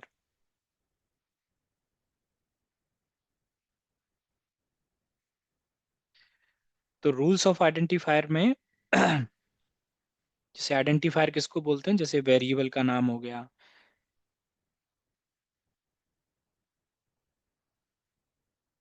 फंक्शन का नाम हो गया, और क्लास का नाम हो गया, उनको आइडेंटिफायर बोलते हैं। तो इनको डिक्लेयर करने के कुछ रूल्स होते हैं, वो हमें याद रखने पड़ते हैं, वो हम पढ़ेंगे। उसके बाद में इनपुट फंक्शन कैसे काम करता है। प्रिंट फंक्शन में कुछ चीज़ें हमें पढ़नी होती हैं, ये जो प्रिंट हम यूज़ कर रहे हैं वो हम पढ़ेंगे। सबसे इम्पोर्टेंट चीज़ आएगी हमारे पास में टाइप कास्टिंग, ये हम पढ़ेंगे, क्यों करते हैं, कैसे करते हैं। इसके बाद में हमारे पास में पाइथन प्रोग्रामिंग का सिंटेक्स होता है एक, उसको हम लोग बोलते हैं इंडेंटेशन। इंडेंटेशन मतलब स्टाइल ऑफ पाइथन कोडिंग। अगर हम इस इंडेंटेशन को फॉलो नहीं करते तो ये हमको एक एरर देता है, सिंटेक्स एरर। तो ये क्यों फॉलो करते हैं, कैसे फॉलो करते हैं। और उसके बाद में if else, and if else के बाद में लूप्स। हम एक वीकेंड में इतना ही कर पाएंगे। ये सर हमारा अगले वीकेंड का टॉपिक रहेगा। जी सर बताइए। सर मेरे को लूप्स में थोड़ा बहुत मैं स्ट्रक हो जाता हूँ, तो आप ये थोड़ा ज्यादा एग्जांपल्स दीजिए सर। बिल्कुल सर। पाइथन में वैसे दो ही लूप हैं, बहुत ज़्यादा लूप नहीं है, फॉर और वाइल। किसी और का कोई क्वेश्चन, कोई डाउट? सर आप अगला टैब में वो जो इंटीग्रेट किए थे जेमिनी, एक बार फिर से समझो कैसे किए। कौन सा वाला? अगला टैब में, सर नेक्स्ट टैब जो वो वेलकम, अच्छा ये, ये नहीं सर, अगला tab, new tab, the new tab. हाँ हाँ, मतलब मैं नया टैब कैसे ओपन करूंगा? नहीं नहीं सर, आप नेक्स्ट अच्छा टैब ये में वाला, ये वाला। वो कैसे कैसे आपको जेमिनी आया था ना सर, नीचे इंटीग्रेट कैसे किया? मैंने यार ऐसा कुछ किया नहीं, ये तो मेरे को ऑटोमेटिकली हो गया। Colab research Google, okay. पता नहीं, मैंने कुछ ऐसा ऐड नहीं किया है इसमें। देखना पड़ेगा कि ये कैसे आया है। तुम्हारे पास नहीं आ रहा है क्या ये? नहीं सर, सिर्फ वो आ रहे हैं, आपने जो बोला लास्ट, थर्ड वन, देखना लास्ट। पड़ेगा ये कहाँ से ऐड होता है, मैं देख के बता और दूंगा। ये जुपिटर एनाकोंडा से डाउनलोड किया था जो आपने लिंक दिया है, ठीक है? हम्म। नहीं, लिंक अभी दिया नहीं है आई गेस, एक बार नहीं मैंने देखेंगे। दिया है ना एनाकोंडा का लिंक, हम्म, देखो। हाँ ये दिया है एक्चुअली, मेरे यहाँ अलाउड नहीं है। तो फिर ठीक ये यूज कर लेना। है। कौन सा वाला? ये गूगल कोलैब वाला, या अच्छा, लोकल मशीन हो तुम्हारे पास कोई। नहीं मैं वैसे बीएस कोड में कर लिया है मैंने। हाँ तो वहाँ प्रैक्टिस कर सकते हो, कोई ये वाला दिक्कत भी नहीं। लिंक दे दीजिए सर, एक बार ट्राई कर लेता ये हूँ। तो गूगल कोलैब है, मेरा लिंक वैसे भी आपको नहीं काम करेगा, मतलब। अच्छा, गूगल बोला हाँ है। हाँ, तो मतलब सर्च करोगे आप गूगल पे तो आपको मिल जाएगा, मैं दे देता हूँ। सर मेरे को ओपेरा में ओपन हो रहे हैं सर, मेरे को उसमें गूगल कोई में। दिक्कत नहीं, किसी भी आपका जो डिफॉल्ट ब्राउजर होगा उसमें ओपन हो सकता है वो। ओके। हाँ, उसमें कोई प्रॉब्लम ये नहीं है। वाला हो गया, ठीक। हाँ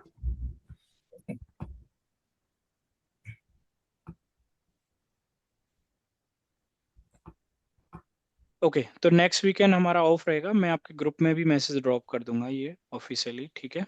और हम अब मिलेंगे